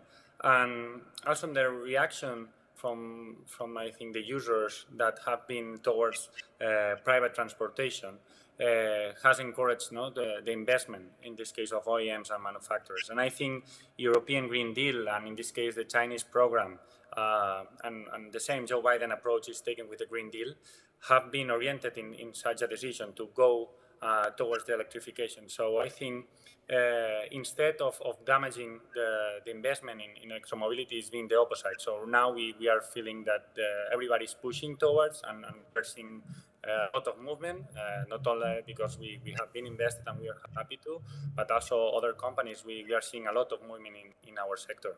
Well, I can see Carlos's face and he's happy, right? 23 million investment, Series A, like pretty impressive. So Carlos, back to you now, the ball is with you. And I would love to listen. I know it's a tricky question, okay, because strategies are normally secret, but what are, in your opinion, like some hot areas around energy transition and smart mobility? I believe you guys have invested also in smart mobility. So what are the hot areas that you personally like and the firm and the fund kind of is looking for and really enjoys? Yeah, thanks for the question. First, as you mentioned, we've been very active in smart mobility and energy over the past few years with investments in companies such as the amazing Wallbox or Cabify and Picard. I think the two trends that Eduard mentioned, the first, the push for safety of the user right now, and the trend to use mobility options with less human contacts is there, and then also the green recovery is pushing a lot towards these trends of smart mobility and energy. In mobility, we've been looking at several multimodal platforms that could offer mobility as a service offering several transportation alternatives within the same platform, or even in the marketplace, integrating several third-party options with a subscription model. In energy, we're looking a lot at distributed energy businesses, energy management solutions, batteries themselves, or the underlying tech within the batteries are low balance storage. Finally, we have some impressive companies in the demand-side management in smart grid solutions, smart cooling like Submer, or self-healing networks with predictive technology, thanks to artificial intelligence. However, it's super important to take into account the regulatory framework in each of the countries, because the disruption is going to take place at a different pace in every continent and in every country. Okay, thank you very much. Very interesting fields, to be honest. We're kind of running out of time, so very, very quickly, going back to you, Eduard, if you had to name one thing that we're missing for the market to go fully electrical, what would that be? Like very quickly, the one thing that comes to mind. Well, the word by itself is tough, because become fully electric implies a lot of things in the whole organization that we have. Obviously, what we are trying to deal is that every customer has their own user experience, right? And I think by starting with a mature solution for home users, then going for condominiums, business, and finally approaching the public infrastructure, it's definitely the way, right? So I think in the case of providing good solutions in the charging and mobility is the right way, but also energy and the way we transport energy, and we can feel it in every place when we are moving, is also really important. So it's part of our focus. We are focused on this entire solution ecosystem from our segments, home, business, and public, and dealing with smart hardware for sure. This word is all everywhere. So the Internet of I'm going to stop you there because you're basically saying everything has to change. Yeah. Okay, no, it's definitely a challenge. That's why you guys are doing it. Anyway, we've run out of time already, but I really appreciate you guys connecting. It was a pleasure having you. And once again, congratulations on the impressive round for both of you. And hopefully we see a lot more like this. Thank you very much, guys. Okay, and we're back. So we're stepping on the final block, which is going to deal on sustainability and kind of a generic perspective on what sustainability is and mindset and stuff like that. And to talk about that, I'm going to welcome our next chat, sponsored and run and hosted by Endesa, who's going to introduce us to very different companies, very different startups they work with, but that they kind of bring very important things to the table. One of them is employing and using blockchain technology to fight energy poverty. And the other one, and I am sorry because I'm very biased about this stuff, I'm a big fan of space technology. So the other startup is going to talk about satellite technology and satellite imagery. No disrespect, again, for blockchain, big fan also, but you know, one has their tiny little heart for other things. And to talk about that, I want to welcome on our stage our next guest. So please welcome the head of innovation for the Iberia market at Endesa, Jose Minguez. Jose. Hello. Nice to meet you. There you go. How are you doing, Jose? Please stay. Well, let's take a seat. And we're still waiting for one of the connections, I believe. Yeah. So, Jose? As you said, I'm very proud to present you 3 projects. We are very happy with them. 3 examples of open innovation. And first, let me introduce you Joan Miquel Anglès, Sales Director and Co-founder of Energy. He's very passionate for weather forecasting and renewables. And please tell us how you mix these 2 passions to improve the stabilization of the grid and the implementation of renewables on the grid, please. Thank you for the presentation. Yes, of course.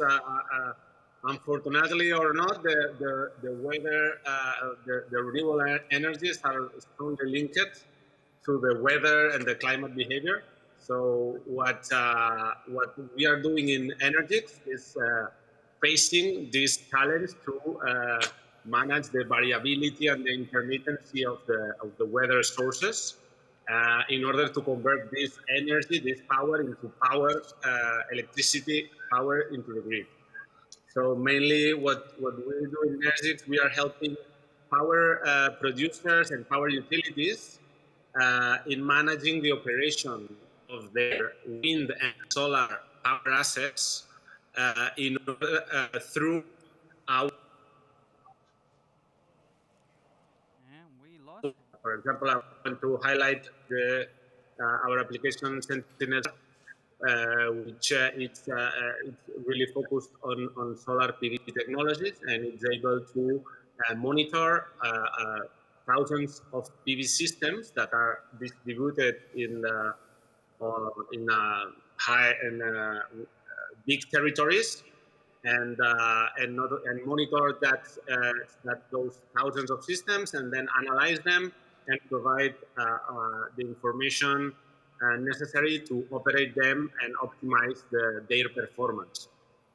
Thank you very much. We are very proud of the project you are doing. And now let me introduce you to Ainhoa Cid. She's the CEO and co-founder of Carten Space, a satellite imagery analytics company that uses remote sensing techniques, deep learning, and artificial intelligence to turn satellite imagery into value-added business. With this presentation, Ainhoa, the floor is yours. Tell us what you are doing and what you're doing with Enel Group. Yes, thank you so much, Jose. Well, Carten Space delivers global-scale detection and monitoring solutions based on satellite imagery.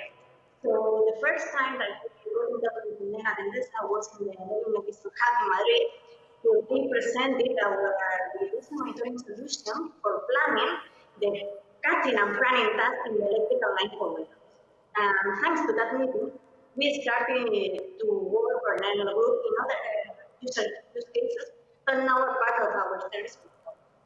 In fact, currently we are working for two different projects for Endesa España, but also for Enel Global in Romania. I want to tell you a little bit more about our success story with Enel Global in Romania.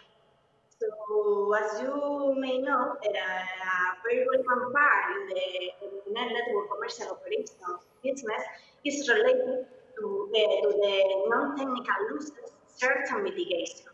And in that context, we developed a global scale methodology consisted of building an intelligent model that can quickly identify, detect, and extract relevant features in the terrain that are directly related to those non-technical losses. So as you can imagine, the importance of the artificial intelligence for us was that we could do it in a faster way than with the most traditional methodology, and allowing us to help Enel to detect electrical growth in any part of the world in a very short period of time. So this project is now in its final steps, but as I told you before, since one year ago, we are also working for Endesa España. And I'm very proud to say that this contract has been extended for 1 year more, and not only in Spain, but also in Portugal, which is very important for us because that means that we are offering very solutions for our clients, and also that we are performing a quality job for them. So what I can say is that the trust that Enel Endesa placed in us continues today, allowing us to grow in the national market and also reach new clients for our space-based solutions for energy market. As you see, two examples of technology, open innovation and collaboration with the startups. But open innovation is not only about the startups. And now, please, let me talk to you about Confia project. 2 years ago here in South Summit, I said in a blockchain panel that we were really committed to develop a really cool and good project about blockchain. Well, I have to tell you that this time has come. This last September, we turned on a Confia project. And let me explain to you what is Confia. Confia is a network between public administrations, electricity companies, regional authorities, social services, city clients, and clients, a blockchain network where we are sharing really information. This way, every of the role players have a little piece of the puzzle. Together, we have in real time all this information, of course, taking care of data protection, taking care of cybersecurity, because this project aims to improve the operations for our most vulnerable clients. So at the end, what we are doing is developing a network that helps the social services to do better their job and focus on the most vulnerable clients. We hope Confia, which is trust in Spanish, of course, is really a good use case for blockchain because we have a network. We safely interact the operation with them. We give trust to parties that they don't have a trust in this kind of information. We share the information, we trace the information, and of course, taking care of this information. And as you can see, this is an example of innovation that pushes sustainability, in this case for the most vulnerable clients. We are really pushing this project. We hope to have it in production in the following months. Now there are 6 city councils testing the platform with real data. This is not a proof of concept. This is really coming true. And this project has been developed by 2 vendors, the University of Malaga, Alastra is helping us, and also the City Council of Malaga. So as you can see, 3 examples of open innovation, very different, one from each other. And thank you very much. Thank you, Jose, for being here and sharing the stage with us. It was a great pleasure having you here. You know, I'll tell you a story about this. I don't know if I remembers, but I met Carten when they were very tiny, starting up in Asturias, when they were like just nearly an idea. And it's a pleasure actually watching them grow in such a hard industry as space technology. This proves that when a startup does a really good job and they really make business and focus on business, they can give a lot of value to the big corporations. Yep, definitely. Or it can prove that you have to meet me first and then grow, right? Well said. Thank you very much for your time. Thank you very much, guys, for being connected. Pleasure having you. And let's keep moving and rumbling. How is everyone doing? How are we doing? See you guys. How are my judges doing? Judges, startups, are you doing okay? Yeah? I think some of you need some kind of coffee or something like that, okay? Yeah, I see some smiles there. Yeah, coffee works. Everyone fine here? John, you okay? Okay, you have your energy still. Okay. Very good. So now we're moving into one of the final startups that we're going to pitch. And I'm quite impressed by what we're seeing. So we're flying this time all the way to Germany. And we're going to talk about how can we use machine learning and neural network and neural biodiversity to help plant breeders create new crops. And to talk about that, I want to welcome on this stage of South Summit 2020, Mr. Sebastian Schulheis, CEO of Computomics. Hi, I'm Sebastian, one of the co-founders of Computomics. We help plant breeders breed plants that grow even in a changing climate and accelerate their time to market. We founded the company in 2012 with experts from ETH Zurich, Max Planck Society, and have over 100 years of experience in AI, genetics, and breeding. We've completed over 130 projects and are in the middle of a business model transition from services to royalties. And we are creating climate-resilient plants with the help of AI. Our proprietary technology allows us to accelerate the time to market for plant breeders and increase yield in every location in a changing climate. We are able to provide advice on stable agricultural products, including higher biodiversity and reducing the use of fertilizers, pesticides, and the like. Our technology integrates all the information that's available and achieves double the accuracy of what's typical with statistical models. For example, for one of our clients, the International Rice Research Institute, we are able to predict rice yields not only in the Philippines, where they have lots of field trials, but also in other countries by creating a model for all the rice varieties that they have sequenced. Using this, they'll be able to predict yield even in different climates and different regions. The market that we were addressing with our projects was the plant breeding market. Now, with this business model transition, we're able to switch over to the global seed market. This is a much larger opportunity. The revenue streams will continue to be based on projects, licenses, and partnerships, but we're now also able to include royalties. This is funded by a Series A that we are raising at the moment. We have already 2 partnerships and a royalty deal at this level of traction. We have an experienced team in science and business, including Sales Director Ruth Mays and experienced financial advisor Ina Gerber and Christian, our project manager.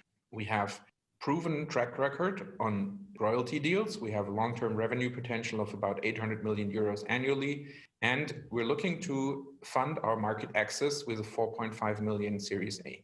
Thank you. Okay, I think, Fernando, we have a question over there. Congratulations for the project. What is the main competitive advantage you have against other solutions, especially those coming from major vendors?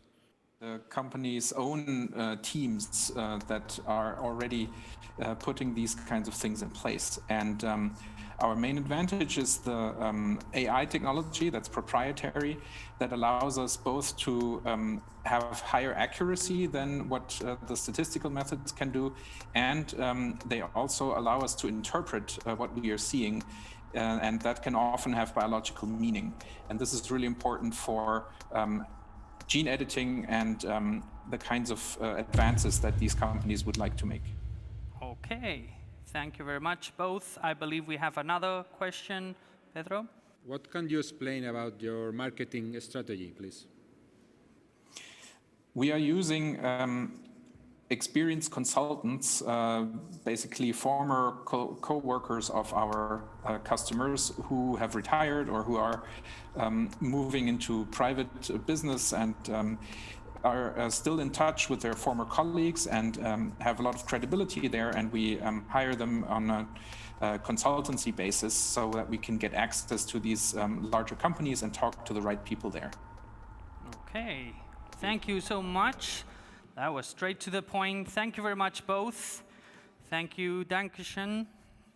Okay, so to go back to our stage, I want to introduce our next speakers that we're going to talk about, as I was saying, a little bit around sustainability and how do we engage big companies, small companies?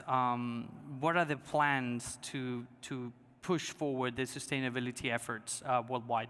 So to talk about that, I want to invite our next two speakers here on stage. So please welcome Valentín Alfaya, Sustainability Director at Ferrovial and President of the Spanish Green Growth Group. Valentín, are you here with us? Here we go, Valentín. Pleasure meeting you, sir. My pleasure. Take a seat, please. And also joining us here physically, Ricardo Laiseca, Managing Director and Head of Global Innovation and Analytics at BBVA. Where are you, Ricardo? There you go. Have you in the jury, they take you here. Okay, and in our connection, direct link, please welcome David Urbano, Chief Marketing Officer at Imagine. David, thank you very much for joining. Yes, can you hear me? Yes, now we can hear you. There you go. Okay, perfect, sorry. Great.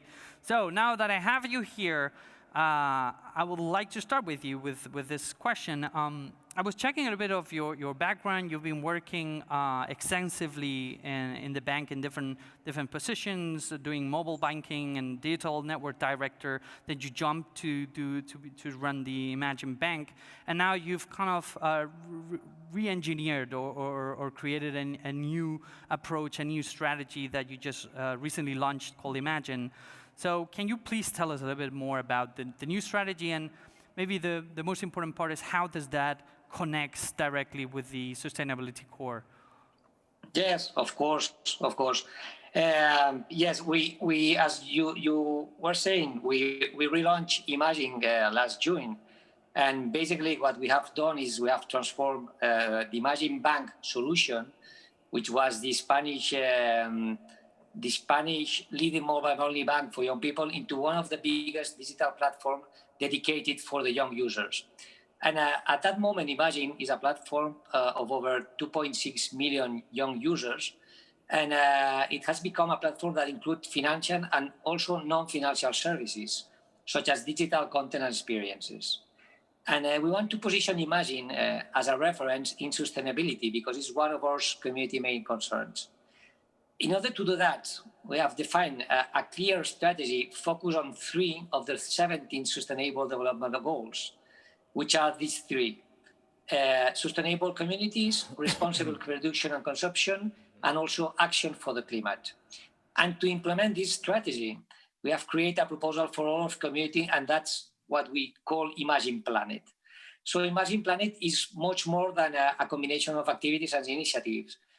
With Imagine Planet, we define how we want to be as a company, with who we want to work, and also what impact we want to have into the society. To tell you an example of that, one of the initiatives with the best acceptance among our community was the Imagine Planet tour with Dani Illescas, which is a Spanish influencer with more than 1 million followers, and we have done that last month. And together with Dani Illescas, what we have done is we went over the north of Spain riding a bike. Well, he has riding a bike, not me. And what we have done is with this challenge, with only one mission, to help reforesting a forest. And over the kilometers that he has done, Dani Illescas, for each kilometer we have reforest 1 tree. So this is an example of what we do on Imagine Planet.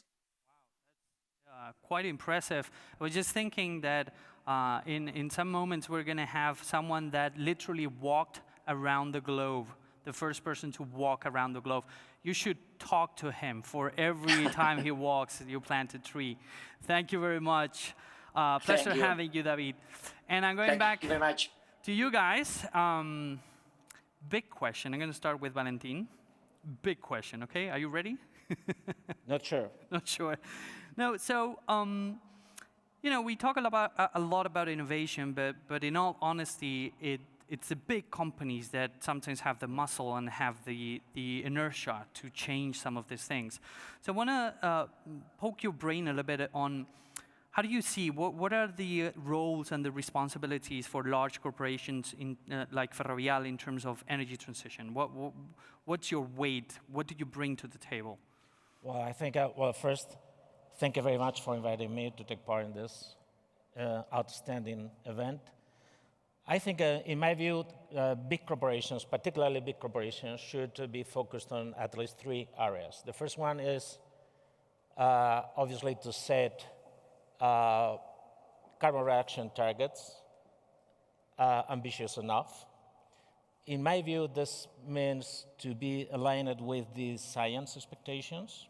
For example, Ferrovial was the first company worldwide in our sector in agreeing and achieving this agreement with the Science Based Targets initiative. So first, ambitious targets. Second, in my view, we should deliver, if you want, reliable roadmap for decarbonizing our portfolio. That means first, reducing the carbon intensity of our business model and our portfolio. And second, even more important for me, to, in a sense, embed this transition, energy transition, and climate change expectations or needs in the business portfolio. That means to, if you want, shape our business model in order to provide those solutions the humankind and the society needs for addressing properly this huge challenge. And last but not least, I think it's important to, particularly for the big corporations, to try our voice to be heard at the level of governments, regulatory bodies, because we've been, if you want, very shy in providing inputs to the regulatory processes. And basically, I think we should follow the recommendations of the United Nations General Secretary. For example, 3 years ago or something like that, he asked us, first, you, the companies, you should be more vocal, more demanding, in a sense, to misbehave. Misbehave means, in that sense, to make our voice to be heard strongly, in a strong position, in order to the regulatory bodies and governments to get our input clear. No, it's very important, and we get that stuff from the startup perspective, where they say, like, you need to raise your voices because regulators need to understand how to do this, right? And absolutely. We move so fast, and the acceleration is so big that sometimes it's hard to even pinpoint what exactly. I was just thinking, what it is one day in your life when there's suddenly a new change in regulation. You have to go through the whole stack of, like, where is this going to impact us? So, yeah. We'll get there at one point. Thank you very much, Valentin. And Ricardo, thank you for being here. Thank you. Question for you. You have kind of a very eclectic background, which is really interesting, being a long time in the bank, but in different roles, very powerful, very, I would say, important roles within the bank. And from your current perspective right now as head of global innovation, you're probably getting in touch with a lot of startups and a lot of innovative things. Do you feel, since you've been there, that there's been an acceleration on the kind of interactions and the kind of new wave of sustainability that you are getting exposed to? From the outside, I'm guessing. Yeah. Thank you. My view is that everything is changing. We are living in a very challenging time, no? We are living in a global pandemic situation and also in a global economic crisis at this moment after the pandemic. So it's time to act. So we feel that the financial institutions, we should have carry on and represent a part of the solution. I feel that we have done this for a long time. This is something financial system can contribute a lot, but at this time, it's time to reorientate our daily activities, the way we conduct our daily operations, into a much more sustainable way. It's a responsibility of everybody, not just the banks, but I feel that banks in particular, we can contribute much more than ever. Maybe it is the time where banks can have a unique approach to economic growth and a unique approach to serve our society and the world in a different way. Oh, you're very right. I think it's kind of connected with... They are one of the main drivers now. I know. I was just going to say that... Just follow the money. If the money goes that way, everything is going to change. No, but I would say that even the core values, it's not just the money. It's like I've seen VVA changing the needle in many ways. So yes, as I said, this is a unique opportunity. It's about values, it's about people, but also it's about technology and data, right? It's important to include the new competencies, the digital competencies we already have into the equation, because we can offer more solutions than ever. We can treat our clients better. We can offer different solutions, personalized solutions, in particular around sustainability. That's right. Well, we're nearly getting out of time, so it's been a pleasure having both of you here and the connection over here with David. Thank you very much, all three, for being here and sharing your thoughts. In all honesty, and I'm going to cheat here, and I'll tell you this, but every time I go outside, everyone comes to me and says, like, oh, do you know the guys from VVVA? They're doing so many cool things with data. So some cool things you might be doing because people are actually listening. So all three of you, thank you so much for your time. Thank you so much for being here. And talk to you very soon. Thank you. Thank you, guys. A pleasure. Okay. Bye. So we are back to the rock and roll, one of the last startups we're going to present today. I hope everyone is enjoying and everyone's still with me connected. I know it's a long track, a lot of different perspectives, a lot of different startups, but we're nearly there. We can make it. This time we're flying to Switzerland, so it's my pleasure to introduce our next startup that's talking about emission-free production of hydrogen from fossil fuels with valuable solid carbon byproduct. So to talk about that, I want to welcome the co-founder, Christopher Brandon, for EH Group Energy. EH Group Energy is focused on transforming fossil fuels from carbon-rich to hydrogen-rich for our future energy needs. That's through an innovative pyrolysis technology, converting natural gas to hydrogen and solid carbon. Hydrogen is already a large business, 70 million tons annually, but this could grow tenfold by 2050 as we seek to decarbonize. But producing hydrogen is a CO2-intensive process, and there's really only three alternatives: renewables providing electrolysis, carbon capture and storage, and our approach, using pyrolysis. Each one has its own challenges and will serve its role. Electrolysis, though, uses huge amounts of energy. Carbon capture and storage has a very high CapEx, and pyrolysis, which uses much less energy, has a low TRL. But it also provides the opportunity of creating high-value carbon byproduct as well. Our technology is microwave-initiated catalysis, developed at Oxford University. The process is fairly straightforward. Methane passes over the catalyst bed, the microwave activates it, and you get rapid, instant decomposition to hydrogen and solid carbon. In fact, it's a near instant reaction time with yields of over 90%. This is an energy transfer rather than a heat transfer. And that's why you get very high net energy balance of 20 to 100 times that of a conventional thermal process. On the other side of things, we get high-value carbon nanotubes. This is a small market, but extremely valuable, with tremendous opportunity to create lightweight structures and displacement of CO2-intensive materials. There's only a small group of players involved in this space, and each one are facing their own challenges, primarily because they're all focused on thermal processes of pyrolysis. We've estimated that we can get the cost of hydrogen down to practically that with steam methane reforming, but with none of the CO2 involved in the process. Our team has extensive experience in the field of hydrogen production, fuel cells, energy systems and engineering, as well as catalysis and chemistry. Our business model is focused on both sides, the high-value carbon production, as well as on distributed hydrogen production through manufacturing and licensing with large energy groups. Our main task and challenge at the moment is to increase our TRL level from 4 to 6 and develop, scale up, and establish long-term partnerships, which is why we're here talking to you today. Thank you very much. Okay, thank you very much, Christopher. Wow, impressive stuff. Just when we were getting to the point where it's all about electricity and energy, and now here comes Christopher talking about super efficient hydrogen production. And then, hey, connecting with, you were talking about graphite, but graphene and a lot of the byproduct that is being used also in cutting edge stuff.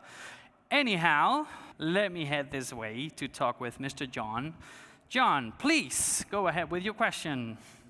Well, first of all, Christopher, thank you for the pitch. Very interesting.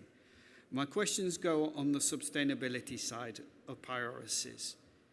And the question goes to this: to be truly sustainable, you need a truly large-scale market for the carbon. You have to tie up the carbon so you can compete with green hydrogen from electrolysis. So is there sufficient market out there for the carbon?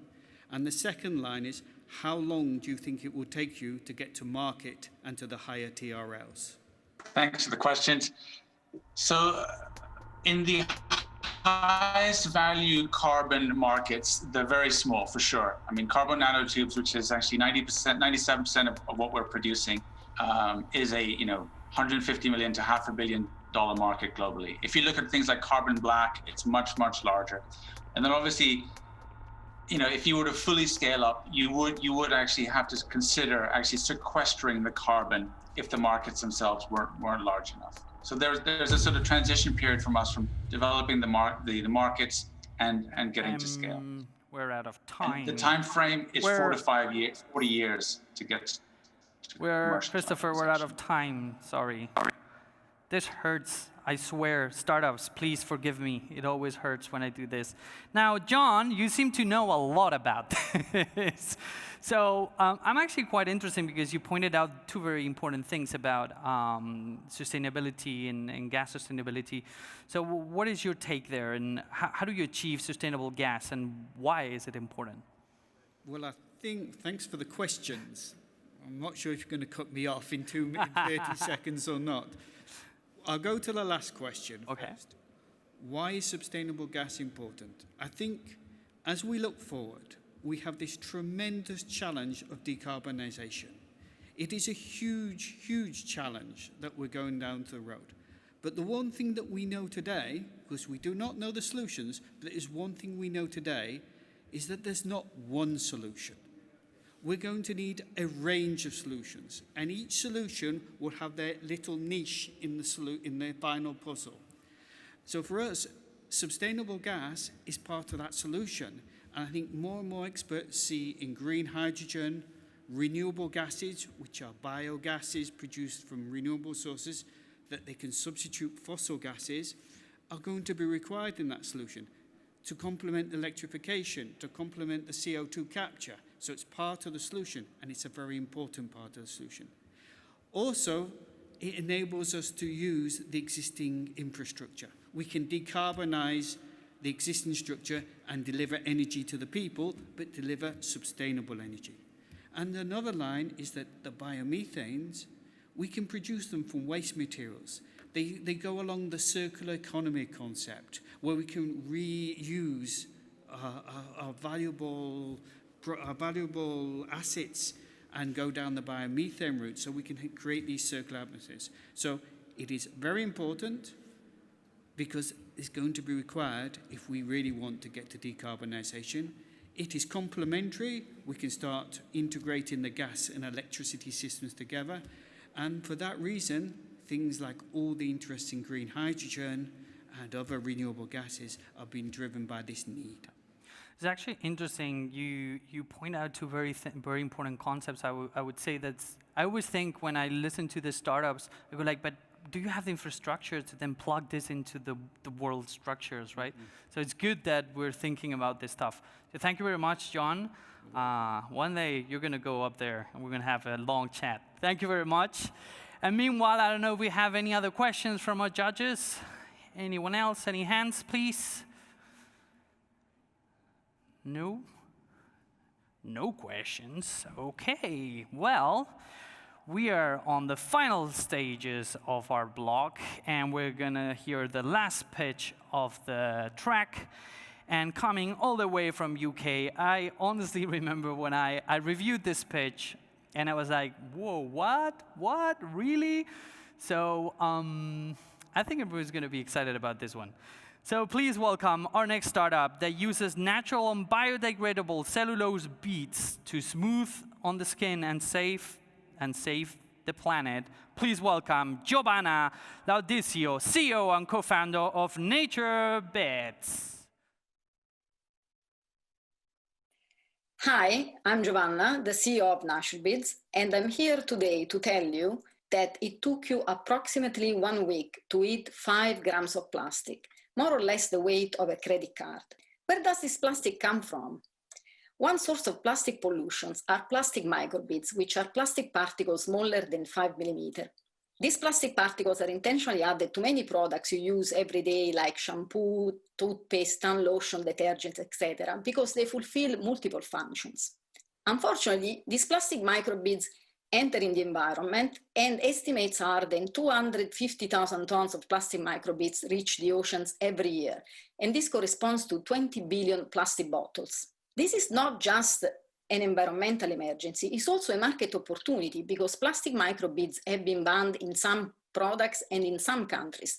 But now the European Chemical Agency is proposing to ban plastic microbeads everywhere in all applications. Nature Beads' solution is to replace plastic microbeads, which are fossil fuel based and polluting, with cellulose beads, which are natural and biodegradable. Cellulose is the material of choice because it is natural, it is what plants and trees are made of, it's abundant because every year the earth produces millions of tons of cellulose, it's renewable and biodegradable.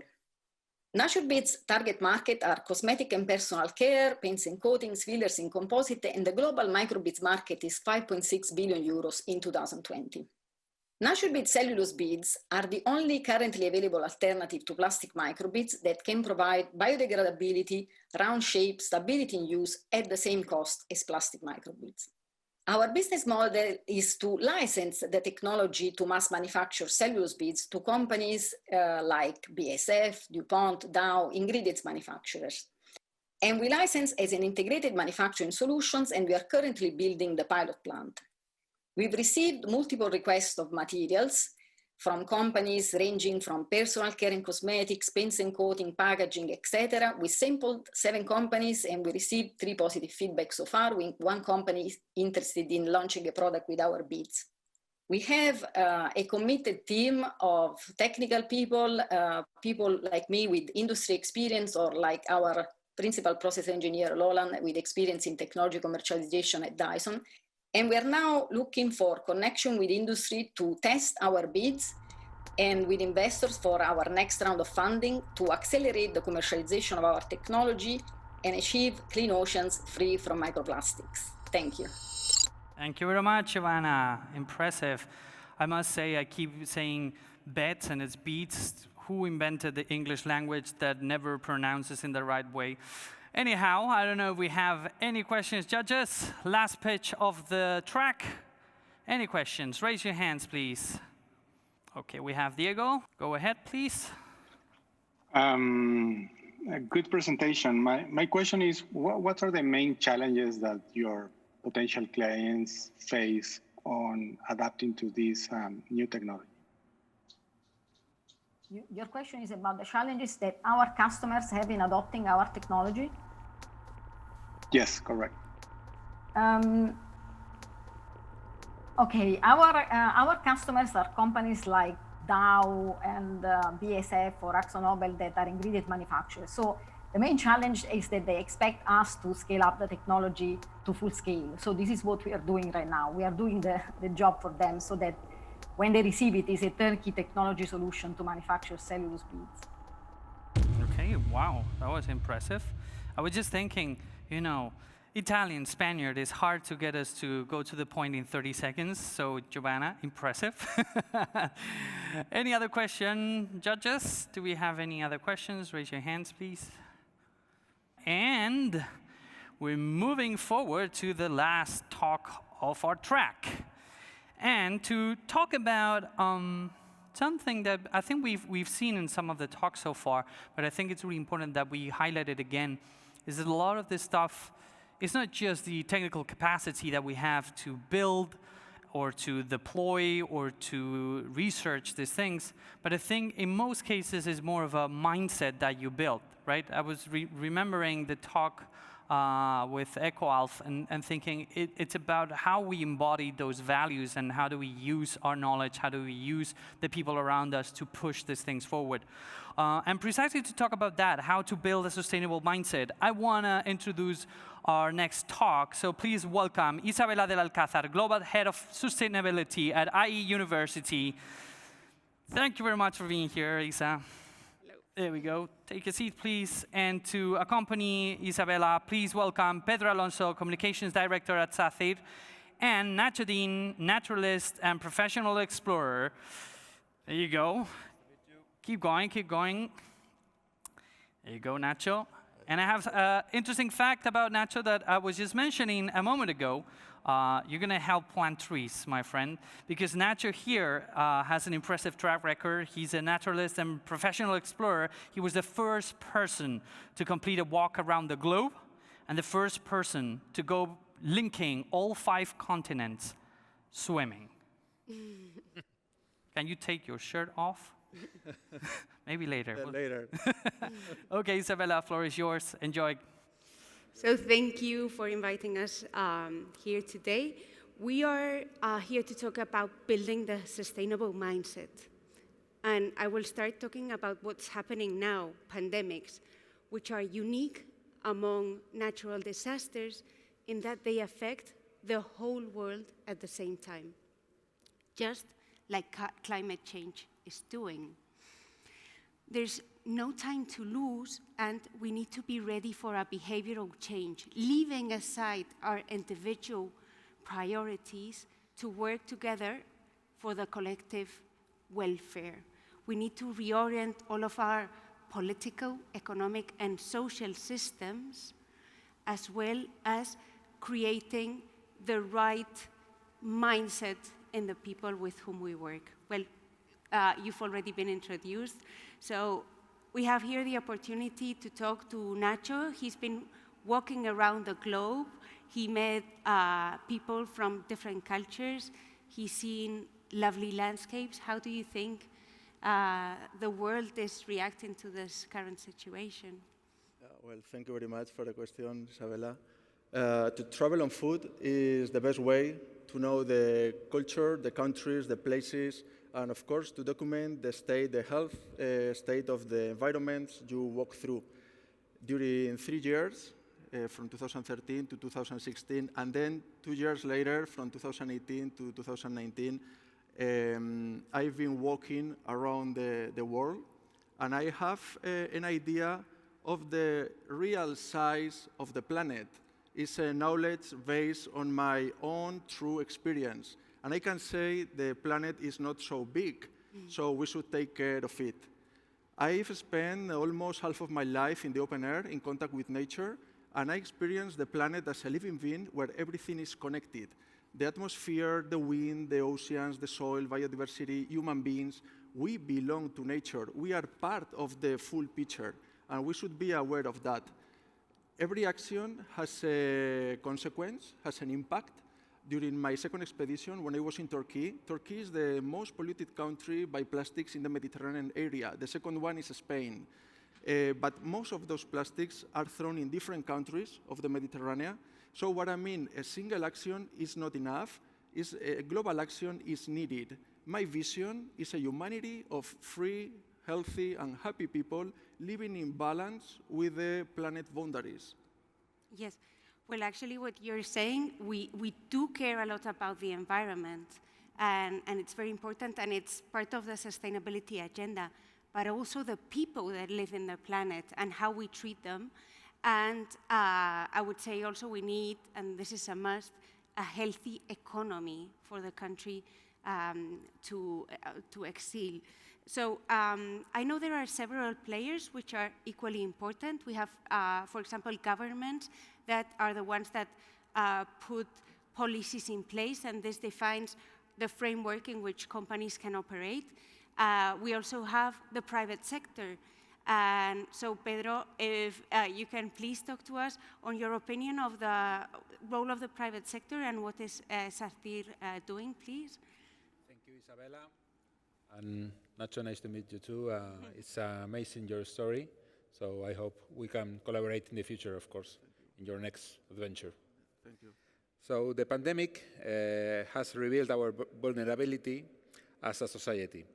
And the challenges we already face, such as climate change, are compounded by the need to rebuild the welfare state in a better way, build back better, in order to curb expanding inequality. This situation has shown us that we must be prepared for this type of crisis, and we cannot allow this to happen again.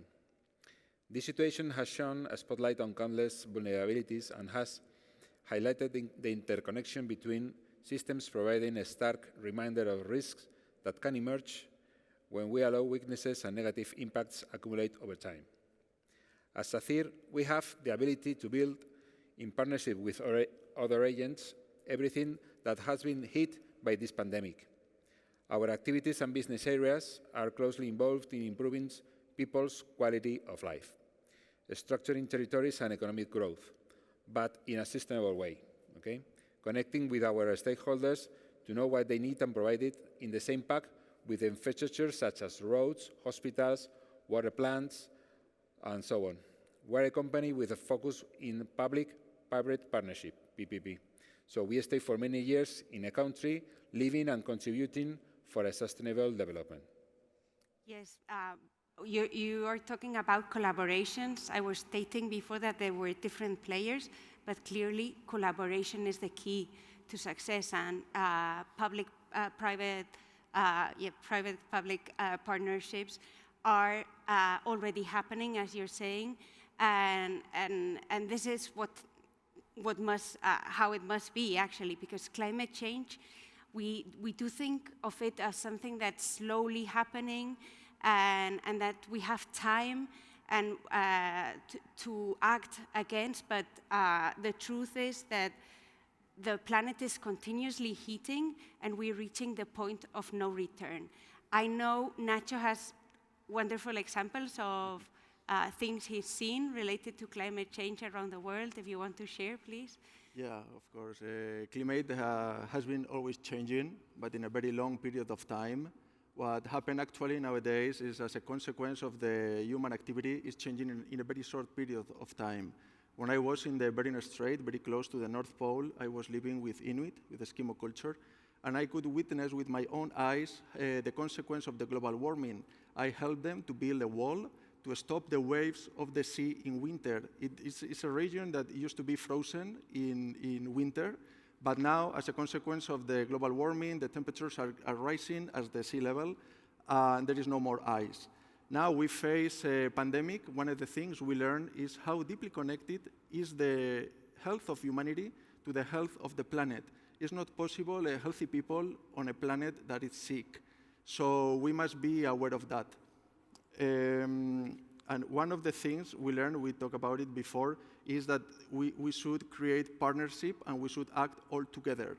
It's not only about the single action, it's about the society, it's about the governments, and it's also about the exponential impact capacity companies. So how we do this? Through innovation, through education, and through law. Yes, and I think something good about the pandemic is that we've suddenly become aware that things can happen and change in 2 days. and we do need inspiring stories. We need role models like you, that you are one for many people. And we also need the companies to create a culture of sustainability so that people that work there can start feeling how things can be, and this will help them act in a more positive way towards sustainability. There's a McKinsey report I actually read last week, and it said the following thing: businesses looking to make external social contribution should, paradoxically, look inside. Improving workers' job satisfaction could be the single most important thing they do. This is one fact. The other is, and this is from another review, Harvard Business Review, and it said that many employees were willing to trade a percentage of their lifetime salary to be in a company that works towards a meaning. So why is this? Because we need happy employees that are satisfied working in a company that cares and is moving forward for something, a positive impact. No? So I know Pedro shared with me that at Sacyr you want to be agents of change. How is this? Absolutely, Isabella. We want to contribute to society's progress towards a sustainable future and be a reference in the development and management of infrastructures that have a positive social, economic, and environmental impact for the benefit of all our stakeholders. Our performance is based on values such as social commitment and environmental ethics, elements that are catalysts for well-being and sustainable progress wherever we operate. We want to be closer to the societies where we operate and contribute to improving people's quality of life, always from a responsible business model. Likewise, one of the main goals of Sacyr Group is promoting social and economic value creation in those communities. Through the Sacyr Foundation, we implement both direct and indirect actions that have a great impact on society, with more than 100,000 beneficiaries last year with our volunteers. And we have a very strong plan of internal communications calling to action to our people to make action in many areas like water supply, hospitals, or now in COVID-19 crisis, food programs.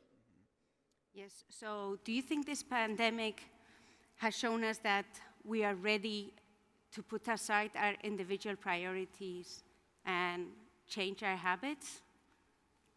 For sure. Absolutely. Definitely. One of the things we learn is how important it is to think in global. A global action is needed, and that we should prioritize the community welfare before our personal interest. So we must think and act as global citizens. I think it's an amazing time also to create relationships, to create ecosystems and partnerships. And also we've got a roadmap set by the United Nations and the Sustainable Development Goals.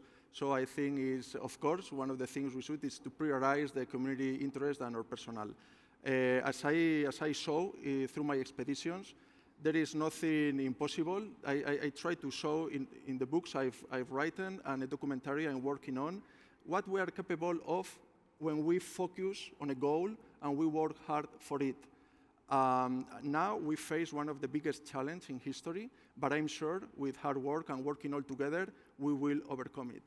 Yes. So thank you very much for being here. I just want to finish by saying also the very important role of education at all levels in creating the right sustainable mindset. So thanks.